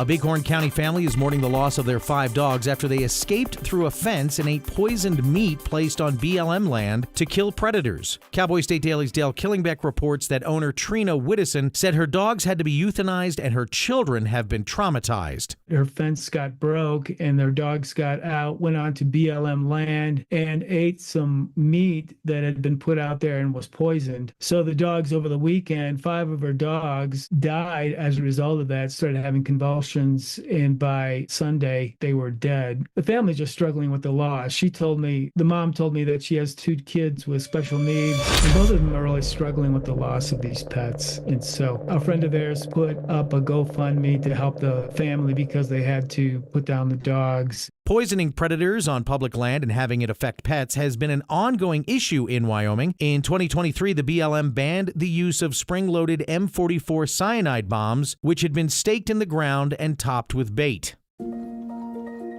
Former Wyoming Secretary of State Kathy Carpin has passed away at the age of 83. Cowboy State Daily's Claire McFarland reports that she spoke with Carpin back in November of last year, and even at 82, the former secretary was as tough as nails. She took fire from the right. She took fire from the far left. She was a woman in Wyoming politics in the 80s. Even talking to her when she was 82, she was still sharp. She would still push back on you if you had something slightly wrong. So I think that toughness was through the mind, through the body, through the career for her. Longtime friend and political colleague Roger McDaniel says Carpin maintained an avid curiosity throughout her life, and she especially loved history. I'll be back with more news from Cowboy State Daily right after this. The Wyoming way of life. There's nothing like it. And no financial partner like your local cooperative credit union to help you live life the way you want to. We help you save for a brighter future, borrow for your dream home, start your small business. We've got your finances, and you've got plans. The kids are back in school, fall activities are happening everywhere. There's a lot on your plate. Let us help you afford life. Wyoming's credit unions are here to stay and here for you. Cowboy State Daily News continues now. Each day in the month of October, Cowboy State Daily publishes a spooky tale that has Wyoming ties. Cowboy State Daily's Zach Sontag reports Wyoming state government workers swear clients of the century-old morgue in the basement still haunt the 1883 Eidelman Mansion across from the Capitol. It began with Max Eidelman, a Polish immigrant who was a liquor baron, and he had a reputation to the minds of some for dabbling in the occult, and especially his daughter, Bella Eidelman, was someone who may have been consorting with Cheyenne's occult elements back in the day, and they hosted some functions to this effect. And on top of that, over the years, it's been repurposed. And for a time, it was functioning as a funeral home and a morgue. That the prevailing theories are they are either stemming from the spirits of the Eidelmans or potentially from some of the people who have passed and were processed in the morgue. The ambitious design of the mansion came with a steep price tag. With a construction cost of $55,000 in 1883, it was more than double the expense of any other mansion in Millionaire's Row when it was completed. Real-life game wardens say author C.J. Box has elevated their profession across America while also educating people on the real-world issues they face. Cowboy State Daily's Renee Jean reports game wardens welcome the exposure. The game wardens talked about how it's an instant connection point with people they meet often. People know who Joe Pickett is. CJ Box is a New York Times bestselling author. He's had a television series with Joe Pickett in it. So millions of Americans know who Joe Pickett is. These guys, when they introduce themselves as a game warden or talk about what they did before retiring, people are like, oh, so you're Joe Pickett. So it's like an instant connection point for them. It really helps them, I think, connect with people when they're doing their work, but also helps their families understand them a little bit better. Box tells Cowboy State Daily that he never intended to create a series about game wardens at all, saying, quote, "I didn't think the world was just waiting for a Wyoming game warden book," unquote. And that's today's news. Get your free digital subscription to Wyoming's only statewide newspaper by hitting that daily newsletter button at cowboystatedaily.com. I'm Mac Watson for Cowboy State Daily. There's a lot of need in the world, and if you're like me, it can seem too big to make a difference. But that's why I decided to start volunteering with Mercy Shifts. Dedicating a few weeks or months of my life every year in the service of others has brought me more than I could ever imagine. Plus, I'm getting to meet people from all around the world and make lifelong friends. Hey, Michelle. And with so much to do here, there's an opportunity for everyone to make a difference. High five. But the best reason to volunteer is knowing that no matter what you do, you're helping change people's lives every day. Whether it's for 2 weeks, 2 months, or 2 years, when you volunteer with Mercy Shifts, you'll find your purpose, your people, and your place in this world. And all you gotta do is visit mercyshifts.org today. I hope to see you soon.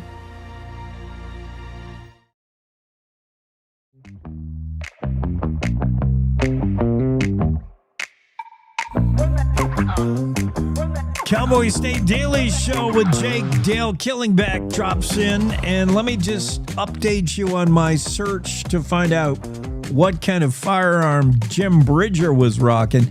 I should have went with my first instinct, Dale. I thought it was a Hawken, and then I thought, no, that's too old. It was a Sharps. It was a Hawken. The Bridger rifle, 50 caliber Rocky Mountain Hawken, and you can see it at the Museum of the Mountain Man in Pinedale. Very cool. Very Have you ever cool. shot a 50 caliber? Oh my goodness. Not surviving. No. You know how when somebody has just fired a 50 caliber, the whole backside their backside is covered in dirt and mud because it'll knock you over. Oh my goodness. Yeah, I don't think I would be in for that. Well, it's a reason why you didn't tote those things around the woods unless you were a mountain man. Literally, they're heavy as can be, the octagon barrel, and they're heavy, and that weight helps reduce the kick. But yeah, that 50 caliber that's a man's gun. Oh man. Too manly for me. I'm not going to be firing no 50 caliber. You either, Dale? No. No, sir. 12 gauge is good enough for me. Although I do like a man's car, like a muscle car. This guy, Steve Cutler, is my new spirit animal. Steve Cutler convinced his dad to buy him his 68 Dodge Charger. He was only 14. He wouldn't be able to drive that thing for like a couple years, but he knew what he was doing. Those Dodge Chargers, come on.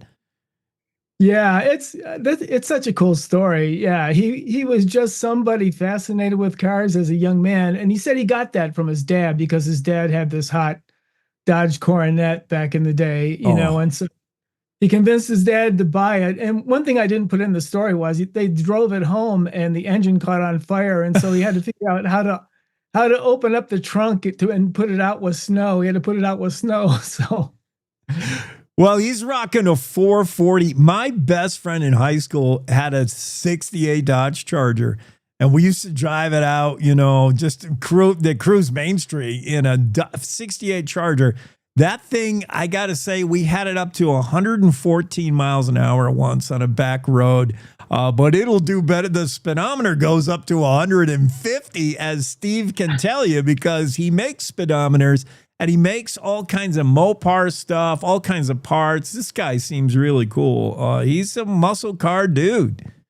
He absolutely is. I mean, his shop is just, if you like cars and things like that, it's just fascinating. And he's fascinating because, he tears everything down. I mean, he's all about original parts and restoration, and he tears down every little gauge, all the way down to refiling the little plug-in parts and the electrical parts, and just a fascinating guy. He said he tears apart all the cars, and then he categorizes what he's gonna do with them, and has just got it down to a science now, to be able to restore these cars. Yeah, I don't know where the day job factors in. Cutler just recently retired from 27 years as an occupational therapist, many of those in the school district at Natrona County for special needs kids. But you do mention in the story that cleanliness and order are important to Cutler, and it certainly seems like it from the photos of his shop. He keeps things in an organized fashion. Yeah, everything is labeled. It's totally clean. It's not your typical garage. I didn't see any oil or anything like that. Yeah. Everything is just super organized. I feel for the Whittison family in Emblem, Wyoming. I had to look up where Emblem is population. Like, I don't know, you can count it on two hands. But yeah, I wrote a story years ago about the eradication of so-called varmints, coyotes, and anything through the use of poisoning and the bait traps that basically shot like carbon dioxide or whatever into a coyote's mouth when he ate. Like, there's this hideous ways to try to poison unwanted wildlife, particularly coyotes. But the problem is other animals can get into that stuff. And these other animals were this family's pets, man. 5 dogs got out of their enclosure and they found their way into some poison tainted meat. I don't know who put that meat there, but this is what happens when you throw out poison meat. You don't know what's going to get into it. Oh, yeah, there's obviously nothing good probably that's going to happen because, who knows what kind of animal is going to get that. And, it reminded me of the story I did back in the day when somebody poisoned meat and killed all those eagles here in Casper and in southern Wyoming too. That was the same kind of thing. Yep. So there's, doing that usually doesn't accomplish what you want to accomplish. It usually hurts something else. Yeah. And I get it that some ranchers don't want coyotes around, but when you have to resort to just leaving poison meat, it's just indiscriminate. You don't know what's going to get into it. In this case, we'll probably never know who put that meat out there, but the Whittisons know that they have 5 dogs they're missing, and it's tough on the kids and the family. Yeah, absolutely. And they were really cute dogs, sheepadoodles, 4 of them were. So yeah, it's really a shame. Your story, history going back to 1937. The fire. This is one of the most deadly deadly to firefighters incidents. 15 killed in that. Is it Blackwater Creek? I don't remember these fires before my time, but I remember every time. When it gets to August 18th, 1937, we remember these 15 and a lot more injured. They were fighting this fire like between Cody and whatever the next town, Cody and Powell, I guess, but south of Cody. In that place has had fires before down there in Blackwater, and it is nasty country. And what this changed the way we fight fires, though, this 1937 fire. Yeah, it absolutely did. What was surprising to me was they were already using airplanes to like drop supplies to firefighters. Uh-huh. But after this fire, one thing that the head of the U.S. Forest Service's head wanted to do was get firefighters to fires quicker, not let them burn.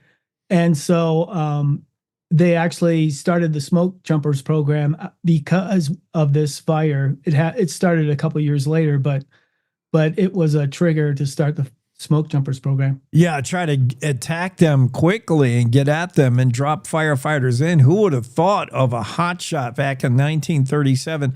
Is it Carl Brauneis, who you talked to, who's got a history of wildfire fighting behind him?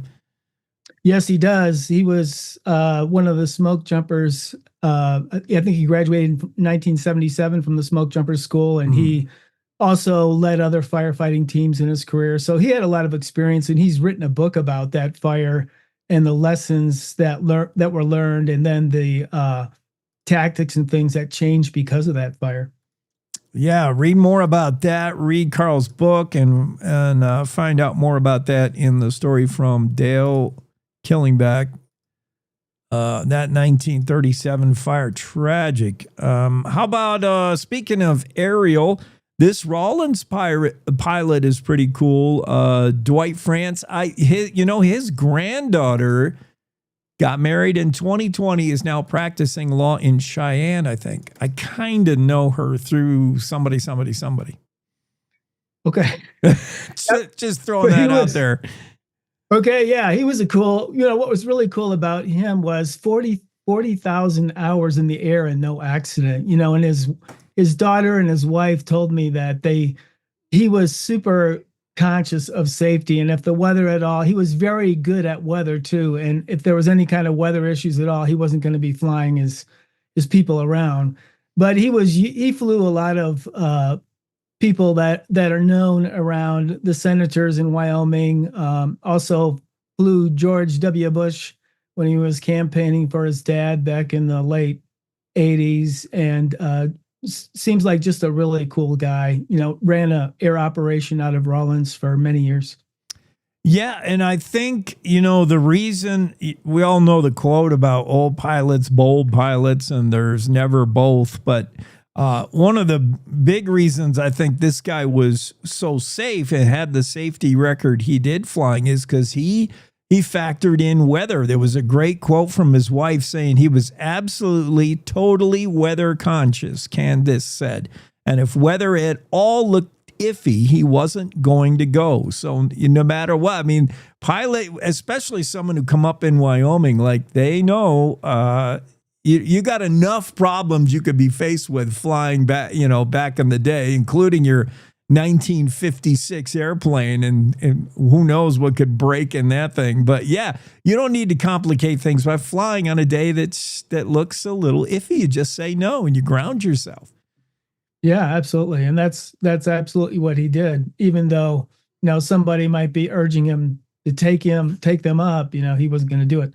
The other cool thing about that story was he flew a lot of wildlife missions with game and fish, and he was instrumental, I guess, in a lot of the tracking of certain animals as they did their surveys. Oh, all right. Well, yeah, we learned more about Dwight France. That's his name, Dwight France?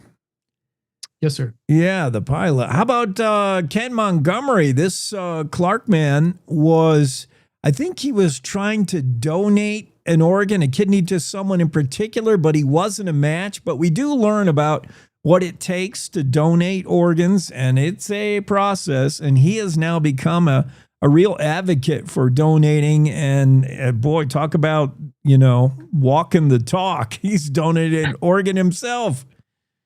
Yeah, he was just in Washington lobbying Congress for this bill that is going to give, if they pass it, it's going to give people like a tax credit for 5 years, $10,000 a year, so $50,000 if they donate a kidney to somebody they don't know. It's just like you donate your kidney and then they use it to try and eliminate the backlog of people waiting for a kidney across the country. So he did it himself. He's an advocate for it. And he said, he's had no issues. And he tells people, I ask him the question everybody does. Well, what if you get a disease and you only have one kidney? Are you going to regret that? And he says, I don't live my life, with fear of the future. And then he talked about being charged by a grizzly bear 5 days before he was to donate his kidney, and his dog saved him. So he said, I don't worry about those things anymore.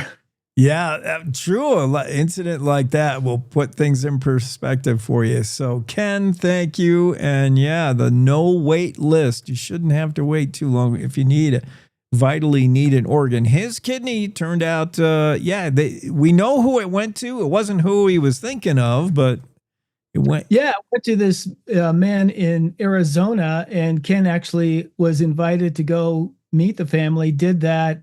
And now they're good friends. They stay in touch. And also, the other cool thing about his story is that because he donated, not knowing who he was going to give it to, it was undirected donation. You get these certificates that you can give to somebody that needs a kidney. And so he gave it to a Park County guy who was way down the list. But once you get the certificate, you move to the top of the list. And so he was able to get a kidney this past July. I like that too. All right. Well, thanks a lot. I appreciate your stories, Dale. Have a great Monday. Okay, you too, Jake. Great week. Dale Killingback of the Cowboy State Daily Show. His stories about the Casper Man, who's known around the globe. In fact, on the Facebook post of this story, some commenter who knows Steve Cutler said, great guy, knows everything about muscle cars. He is the expert on Mopar parts and anything you might put in a 1970s muscle car, let's say, or late 60s. Steve Cutler, he loves muscle cars so much he convinced Dad to buy him a 1968 souped-up Dodge Charger for $450. When he was only 14 years old, his dad said, you're not going to be able to drive this for a couple years. And Steve was smart. He said, fine, I'll wait. Cars like this don't come along every day. Boy, was he right. This Bighorn County family mourning the loss of 5 dogs. They escaped the property. They got out through a fence. They got onto neighboring BLM land where they ate poison meat. All 5 had to be put down. The poison meat presumably placed there to get rid of predators, but nobody knows who put that meat out there, and that's the problem. You don't know what's going to eat poison meat. These stories and more from Dale Killingback were fantastic. Go read them in the Cowboy State Daily. We'll be back after these. Welcome to The Jake Show on Cowboy State Daily, Wyoming's daily dose of raw, unfiltered, and occasionally uncomfortable truth. I don't do talking points. I do reality. No spin, no fluff, just Jake. Local issues, national nonsense, and zero BS. It's truth, sarcasm, and grit, shaken, not stirred. I just call it like I see it, and I see a lot of shit. Let's just say I see a lot. From the capital to the county fair, if it matters to Wyoming, Jake's got something to say, and he's not asking permission. The West was built by people who weren't afraid to speak up. I'm just keeping the tradition alive. The Jake Show. Weekdays on CowboyStateDaily.com and wherever you get your dose of reality. Not for the easily rattled. Perfect for everyone else. This is the Cowboy State Daily Radio Network. Nestled between Casper Mountain and the North Platte River, you'll find the heart of Wyoming. With a bustling downtown centered around our outdoor haven, Casper is for adventurers, freedom seekers, and rule breakers who find beauty off the beaten path. So if touchable history, a vibrant community, and uninterrupted outdoor recreation define your travel itinerary, allow us to welcome you to the one and only Casper, Wyoming. Plan your trip at visitcasper.com. All right, look at you taking the stairs. Who are you? We're your lungs. We are proud of you for quitting smoking, but you still may be at risk for lung cancer. A routine cancer scan can detect it early when it's more curable. Good to know. Well, I gotta go somewhere. So do we. So do we. Listen to your lungs. Get a routine screening that could save your life. Talk to your doctor and learn more at savedbythescan.org. I think I finally found. Hey, how you doing? Hey, Mason. Hey, Mason. Got a new house. It's looking pretty cool so far. A place that I call home.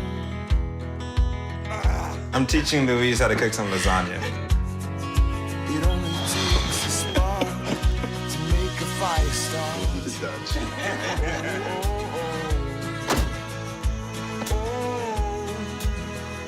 Thank you. Study, please.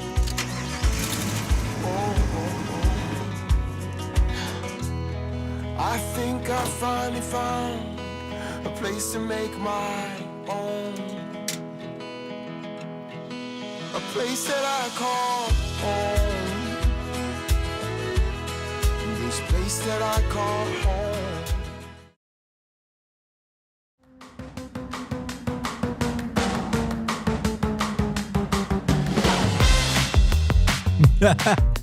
Let me give you a weather forecast update. According to felines, my cat took one look at the outside and said, nope.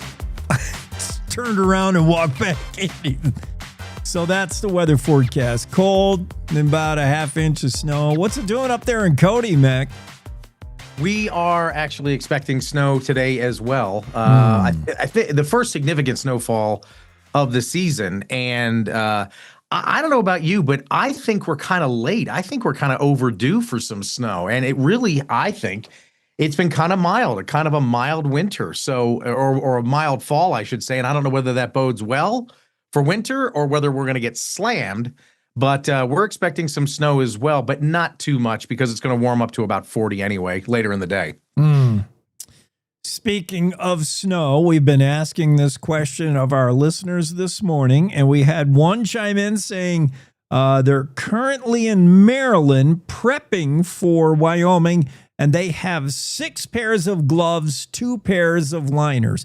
Another listener from California says 3 pairs of gloves. We were asking, what is the minimum to prove you're truly Wyoming? You know you may be a redneck. You know you might be from Wyoming if you own blank pairs of gloves. How about you, Mac? Gloves, mittens?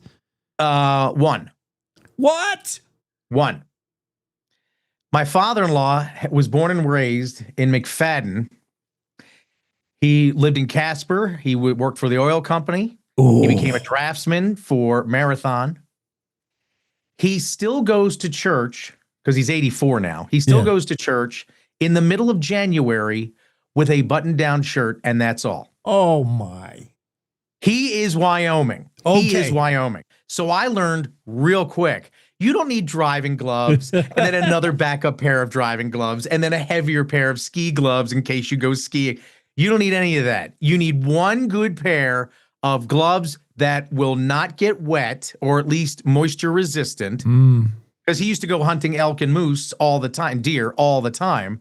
So and this was years ago. So I'm up, I'm from the East Coast, man. I don't know anything about Wyoming. We're going out and it's cold. And I go, hey, do you need any gloves? And he goes, why? I'm not hunting. I'm not out in the wilderness. Yeah. He never wears them. He never wears them. So I have one good solid pair of gloves. They're expensive, but I have one solid pair of gloves because the rest of the time, if I'm going to drive down and go to Walmart, no, I don't need gloves. Wow. So you may be one of those rare breeds that have developed a hereditary immunity. You come from good stock. Well, that's what I'm hoping. Yeah. I respect those old timers who you would say, like no glove. They would grab chain or something that you should freeze to it. And they're like, it ain't cold enough for gloves yet. You're like, right. Wow. That's him. Okay. That's him. Much respect. Whoa. Yeah. When we were cutting wood, I mean, this was like 10 years ago, we would cut wood like in the dead of January. No gloves, throwing the wood on the pile. He'd be like, got a splinter. Well, I'll take care of that. This is a true story. This is a true story. He was out taking out a Russian olive because they're invasive species. Yeah. The chainsaw slipped and cut him in the thigh. Oh. It was so cold, the blood froze. He didn't notice it until he got not a sliver, but a thorn, one of those Russian olive thorns. Yeah. Through his thumb, went inside to his wife. She said, "What is that?" And he goes, "What?" And there's this huge red stain in the middle of his pants, and they had to rush him to the hospital. That's my father-in-law. Dang. He didn't even notice. He almost cut his femoral artery. Oh my God. I'm impressed. This is real wild. Okay, we need like 3 more of this dude. Yeah. Yeah, that is impressive. When your blood clots due to cold. It was so cold. Still And he went back out. He got home from the hospital, stitched up, went back out and cut wood. And I said, "Why would you go back outside with the chainsaw?" He goes, "We needed heat. We needed the wood." I mean, he's just that plain, nothing phases him kind of guy. He doesn't pay attention to the weather forecast. He doesn't care how much snow we're going to get. Yeah. He just goes out, and if it needs to put chains on the truck, he put chains on the truck. It's not going to matter to him what the forecast, because he's got to do what he's got to do. So right. Hey. And he's not some burly, thick beard, gruff man. He's the most gentle man I've ever met. He is the true definition of a gentleman, right?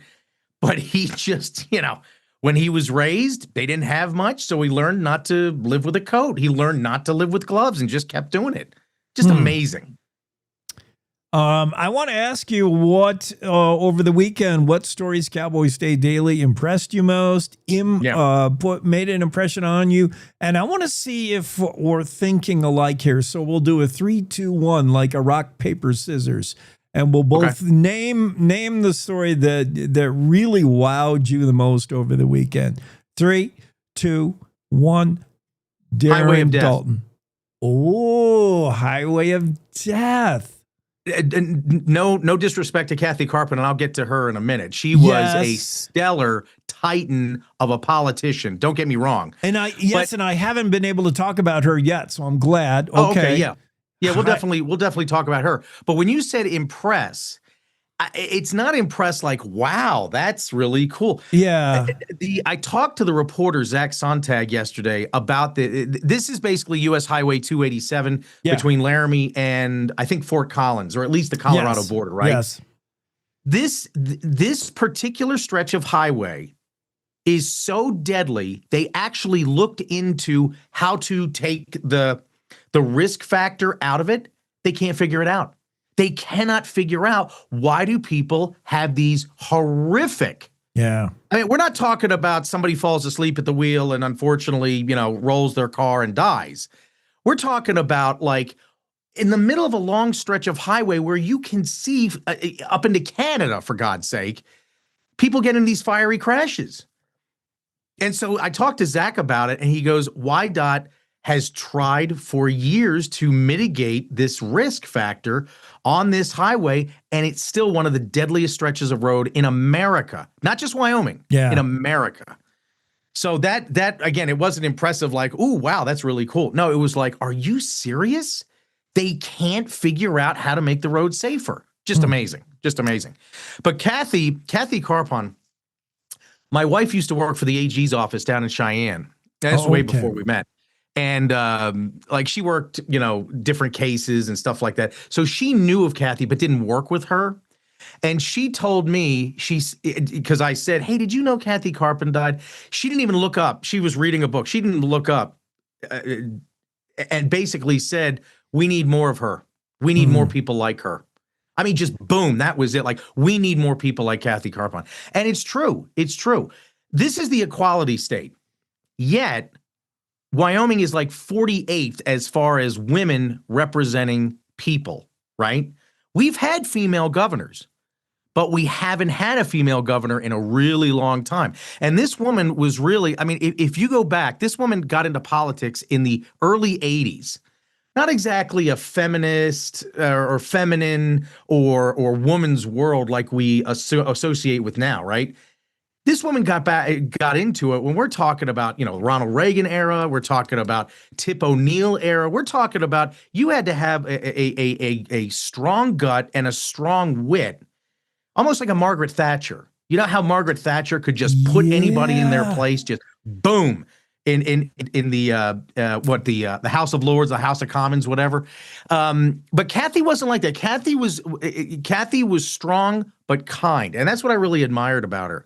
She really she had a goal, she had a vision, but she wasn't one of these, clickbait, not that there was back then, but she didn't just put out a comment to get likes or to get noticed or to get on the news. She was really methodical, and it was so funny. Claire McFarland, our great reporter, talked to her last year, and even at 82, she unfortunately passed at the age of 83. But even at 82, Claire said she was sharp. She took, she played she suffered no fools.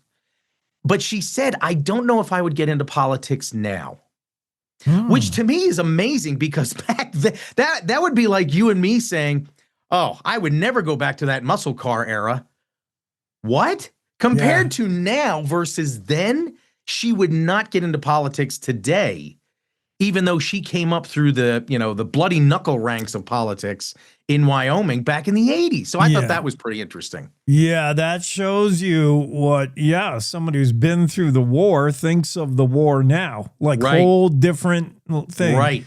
Holy cow. Well, she would talk about an underdog, Democrat woman in politics, but almost in a Wyoming. centrist. Because she was criticized by Republicans and far left. She tried to bring people kind of sort of to the middle, much like a Tip O'Neill. But Tip O'Neill and Ronald Reagan worked very well together. Didn't agree on much, but at least they could work well together. Or Bill Clinton and Newt Gingrich. At least they got together and tried to work things out. And Kathy was all about that too. So maybe she's right. Maybe she could not. Yeah. You're either over here or you are over here. Yeah. Anybody left in the middle, it's a blustery cold day for you as far as the political landscape. That's how it is now. It's not how it always was. And it wasn't that long ago where you could be a centrist, a moderate Democrat, and be governor. Look at Mike Sullivan. Mike Sullivan said Kathy was a true daughter of Wyoming. And that's what a great quote. Kathy was a force, true daughter of Wyoming. Yeah, I'm glad you brought her up. Child of immigrants, born and raised Rock Springs, got her law degree, went to the University of Wyoming, got her law degree from University of Oregon, and always had this, I guess, this desire to serve. And you know what? I much like the military or EMTs or, fire and police, I am not cut out to do that. I am not cut out to serve like that. And she was, God bless her. Yeah, she was, and became Secretary of State and did a pretty good job. Yeah, I don't have that same calling either, Mac, but that makes me doubly respect those who do, those who give back, those who serve, who want to do elected office. Like, wow. And who actually stick to what they believe, not, oh, this will be popular. Oh, this will get me votes, or this will get me. You can see people like that a mile away. You can see people or politicians like that and know that they're just in it for, as I always said, Barack Obama was in it for the parking space. He wasn't in it to be, for the job. You know what I mean? Yeah. You can tell when somebody's not authentic, and she was. She really was. Yeah. Have you seen The Outsiders, that movie, Francis Ford Coppola's movie? So this is kind of a funny story. Yeah. So I'm maybe 12 or 13. And my buddy says, hey, let's go to the movies. And I was like, okay, what do you want to see? Because we would go to the movies every once in a while, whatever. And the one movie we wanted to see, and I can't remember what its name was because it was so nobody cares. But we went and saw The Outsiders. And I thought it was okay. My buddy was like, that was awesome. What a great movie. I didn't get it. I totally missed it. Really? Totally missed it. But in retrospect now, that is one of those seminal movies that you look back on and you say, oh my gosh, look at the star power, look at the plot line, look at the director, look at all these things that aligned and made it a great movie, because you have to have a great story. You have to have great actors. You have to have a great director. Look how it all came together. It's one of those rare movies that gets all three pitches right and just knocks it out of the park, kind of thing. And just makes everybody else go, oh, man, I wish I could do that, kind of thing. So when you've got, like a Ferris Bueller's Day Off or any of the John Hughes movies, The Outsiders was about that same kind of era, but it was much more, there's much more gravitas, much more, Sturm und Drang, as the Germans like to say. There's much more pathos in that movie. But again, I was 12 or 13. I didn't get it. I just did, I was like, yeah, who's that new guy, Charlie Sheen? I didn't know. I didn't know anything. The movie's importance, and I'm glad you used that word seminal. I was going to say that. You're such a wordsmith. That's why you and I are like. But definitely read the article by David Madison, because, and they call him The Other Guy, which I think is, what a great title. The Other Guy is originally, he was born in Powell, raised in Warland, and then like teenage years moved to Albuquerque and started getting into theater. Well, he has written a new, I think it's a screenplay he wants to have produced, but he wants to come back and film it in Wyoming. I just think that's really cool. Yeah. So he hasn't forgotten his roots, but okay, he didn't become Charlie Sheen or Rob Lowe, and that may be a good thing if you know their paths. But this guy certainly kept to his Wyoming roots, that he's just humble and he gives back. He goes, I think, the LA School for the Arts and teaches stuff like that. So good for him. And it's a great article by David Madison too. It is a great article. And I love news that if you didn't get that news, if you didn't read that piece, you would have missed an opportunity. Like, much as the film's importance missed you when you were 12. Yeah.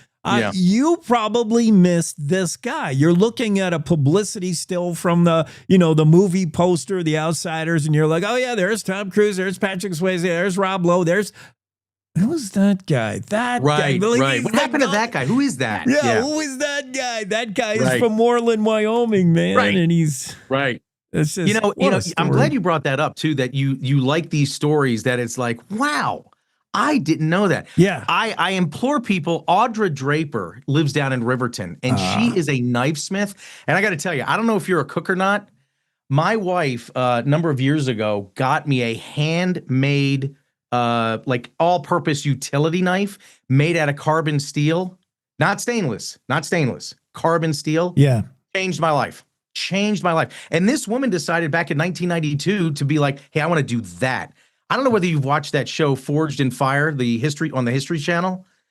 It's not easy. I mean, it's blacksmithing and it's heat and it's fire and it's, it is not for the faint of heart. And she's been doing it since 92. Yeah. I would love to meet her. I really would. I would love to see her shop, because I love, artists and people that really put their passion, forward and make a difference kind of thing. Draper Knives. I'm going to look into it. I want to see what she does and the kind of artistic flair she puts into her work, because it's more than knives, by the way. She makes a bunch of stuff, but it's all in this huge forge that she and her husband operate. So it's great. No, she's incredible. Mac, you missed your shot to meet her. We virtually met Audra on this show. In fact, Mark Hines stole Audra from us. We had her on the show as a master bladesmith, and I asked her, what is a master bladesmith? She was the first female ever master blade. There's only like 5 in the world now. Right. And she did talk about the Damascus steel, than what you have to do to pass the test to be a master bladesmith. Oh, and yeah. it's basically what you see on the TV infomercials. You have to make your own knife, finish it, and then you got to like do something that should dull or damage the blade, like open a can with it, and then you have to cut a hair with it after that. Yes. And like all these things, I'm like, Audra, oh my goodness, she is unbelievable. Yeah. Yeah. And again, somebody in Wyoming. I mean, again, it's amazing the level of talent and the level of people in this state. It's just amazing. Yeah, you would have missed her, listeners and readers, but now you know she's right there north of Riverton. Go visit her at her shop, and careful, she works with fire. Like she got the forge and going. sharp blades. Yeah. make yourself known when you get there. Knock on the door loud. Hey, real quick before I go, the Denver Broncos are for real, man. I watched the game yesterday. Yeah, they are for real. No more watching like this. No more watching like, oh, I don't know if they could do. They are for real. Did you speak truth? They passed a huge test yesterday, beating Dell. Now the Cowboys defense, I think we're going to find out by the time the year's done. Not re-signing DeMarcus Ware is going to come back to haunt them. They have no pass rush. Their defense is horrid. They're all injured.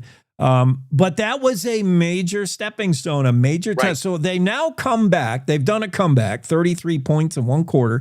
They've beaten a legit America's team, the Cowboys. I think the final test, though, Mac, you're ready to call it now. I want to see them and the Chiefs go at it. And there's no doubt. Then I'll be a believer. I'll say, you're right, Broncos. Because Bo Nix, I think he is for real. And that defense, very good. One more but test. It's not just the better teams.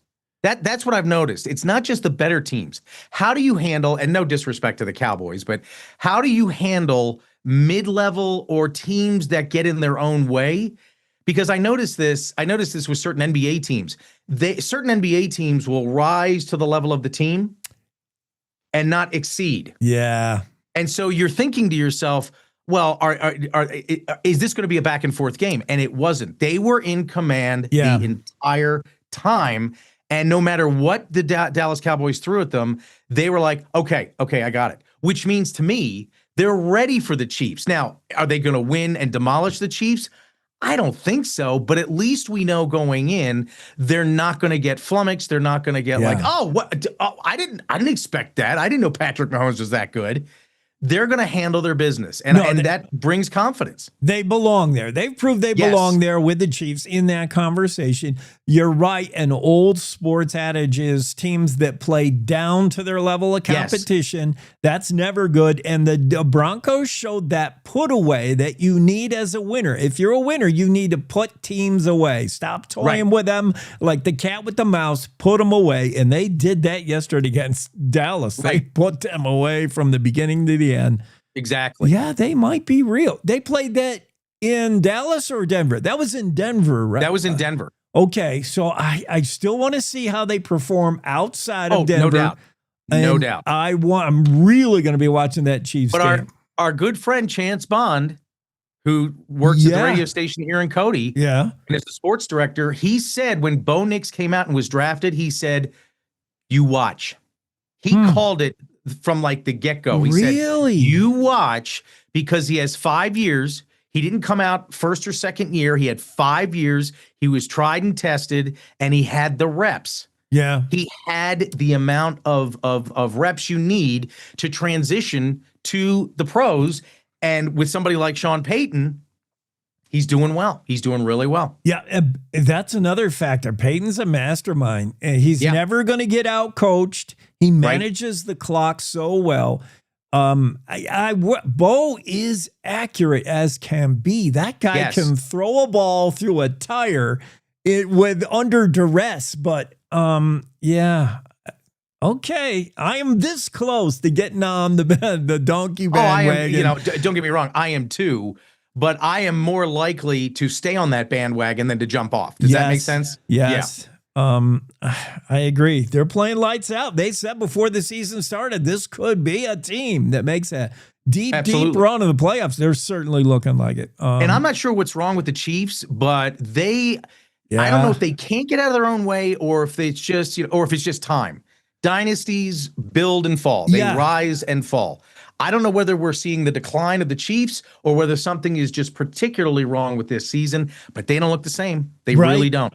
I think it is a decline of the Chiefs. I think Mahomes he's still going to give you the impression that the Chiefs are still relevant, but everything they've built around him is starting to chip away, erode away. Kelsey, the defense, there's no running game. Everything is eroding away, and all you got is Mahomes, who can get you, he can make you forget a lot of shortcomings. Right, but then you become the Baltimore Ravens. No disrespect against those players, but you've got Lamar Jackson. But Lamar Jackson can't put the entire team on his shoulders and take you to the playoffs or win in the playoffs and take you to the Super Bowl.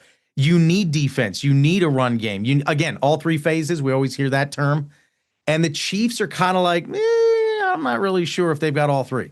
Well, they do have Taylor Swift in the fan club, which they'll sell a lot of jerseys and make a lot of money. Yeah, right.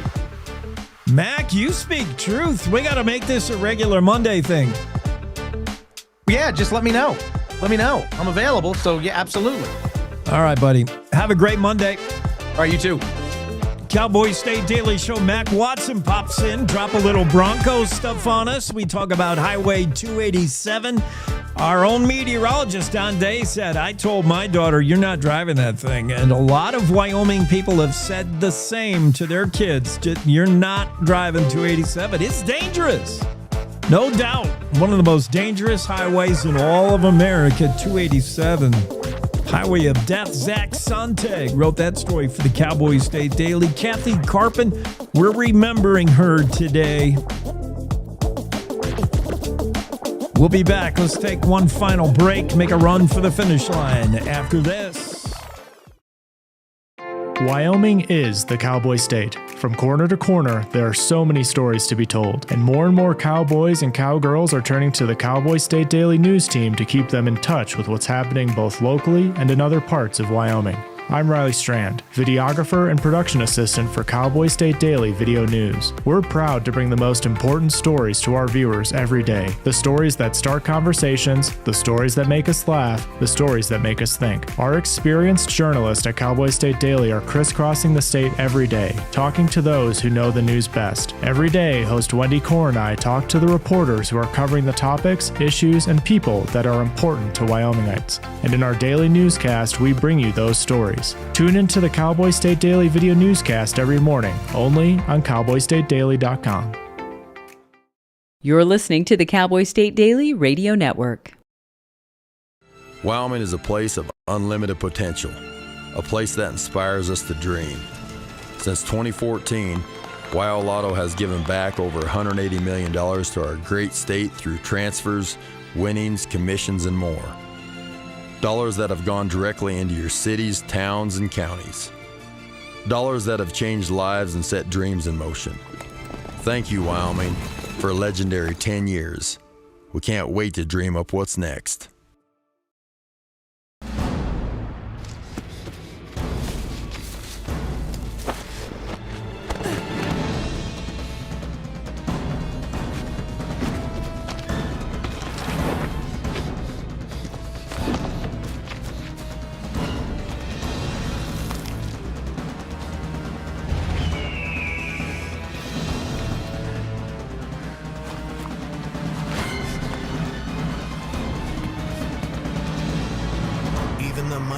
Might not see it coming. It's prediabetes, and it captures 1 in 3 adults. You may not even know you have it, but you can escape. Take the 1-minute prediabetes risk test to know where you stand. With early diagnosis, you can change the outcome and prevent or delay type 2 diabetes. Be your own hero on smartphones everywhere at doihaveprediabetes.org. So I wanted to talk with you and your mom today, Lily, because of some of the changes your friends and teachers have seen in you lately. And along with the incident the other day, you were with Derek when he was caught selling marijuana. Yeah, he was selling it. Honey, we know. But we care about you and want to know what's going on. That's right. We'd like to understand it better and see how we might help. And if weed is a part of it, we want to make sure you know about the negative consequences for someone your age. So, can we talk? Talk, they hear you.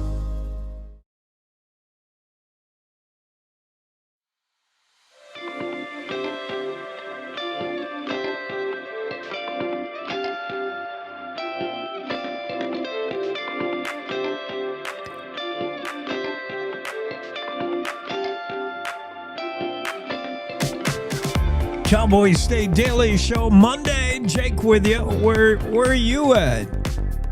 Hopefully you're here in good old beautiful Wyoming. If so, we're glad to keep you updated on the latest news. Cowboy State Daily, the only news agency committed to bringing you statewide news. How else could you cover the state? How else would you know what's going on in Metitsi, black-footed ferrets? What else have we been talking about? Tiny little Emblem, Wyoming? Go find that on a map.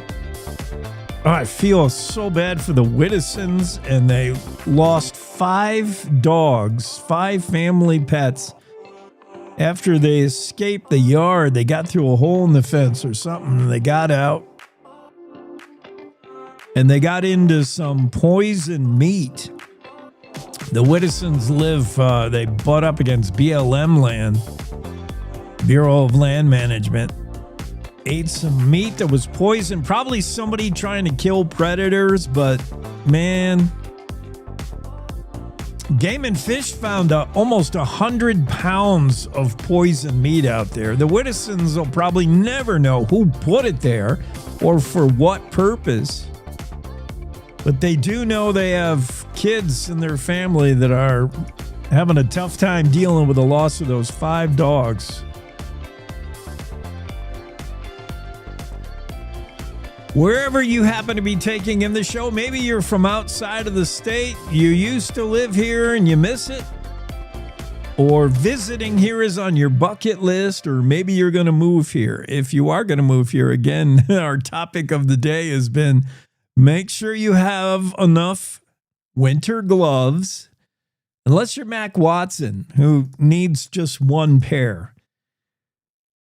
But he's in the minority.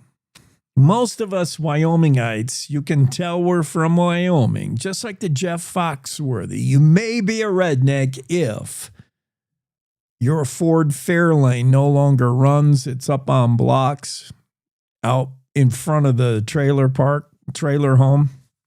You know you might be a Wyomingite if you own 6 pairs of gloves, let's say.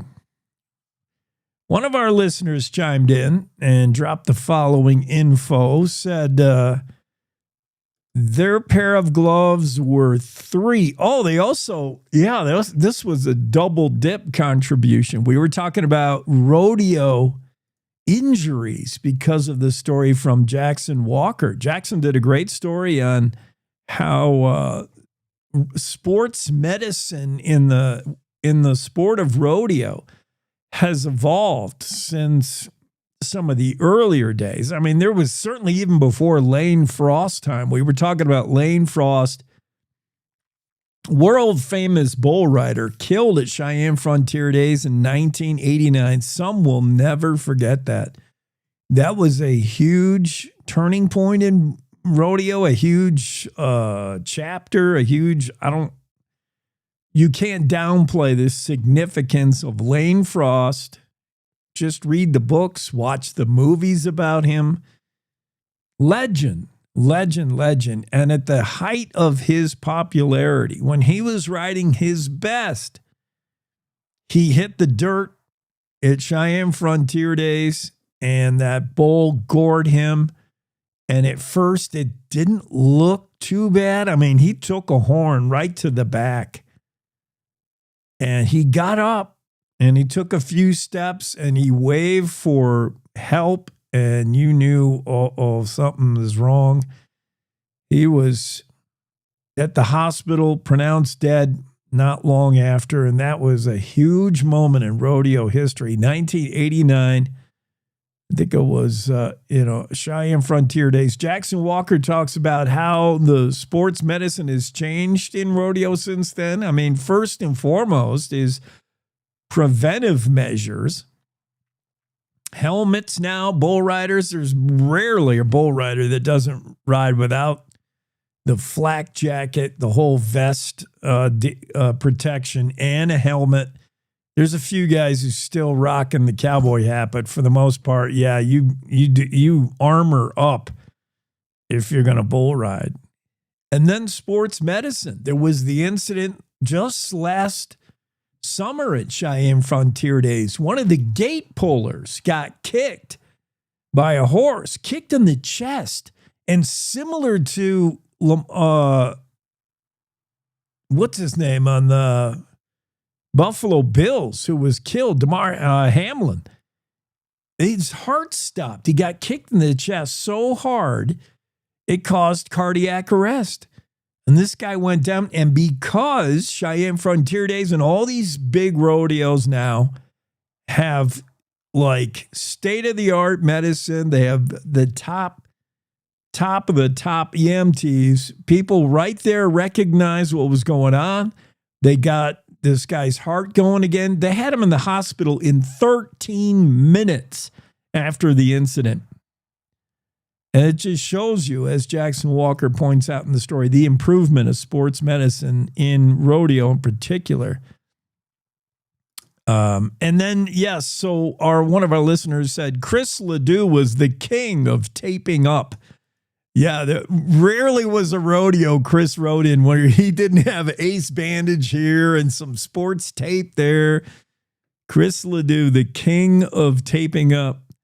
The same listener is from California and says that he's got 3 pairs of gloves. Okay, so you're halfway toward becoming a legit Wyomingite. 3 pair, you're still under the minimum required. Unless you're Mac Watson, whose father-in-law rocks like no gloves. He's one of them that just goes, he's just tougher than the rest of us. There are those guys too, yeah. 1 pair, and it would have to be extreme to get them to wear it. But for the rest of us Wyomingites, we prove that we're from the Cowboy State by the amount of gloves we're rocking. You need at least 5-6 pairs.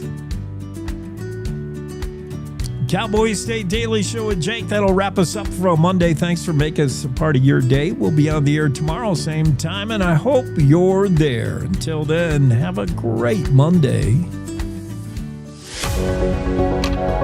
Good morning. This is the Cowboy State Daily Morning Show with Jake. The new way Wyoming wakes up.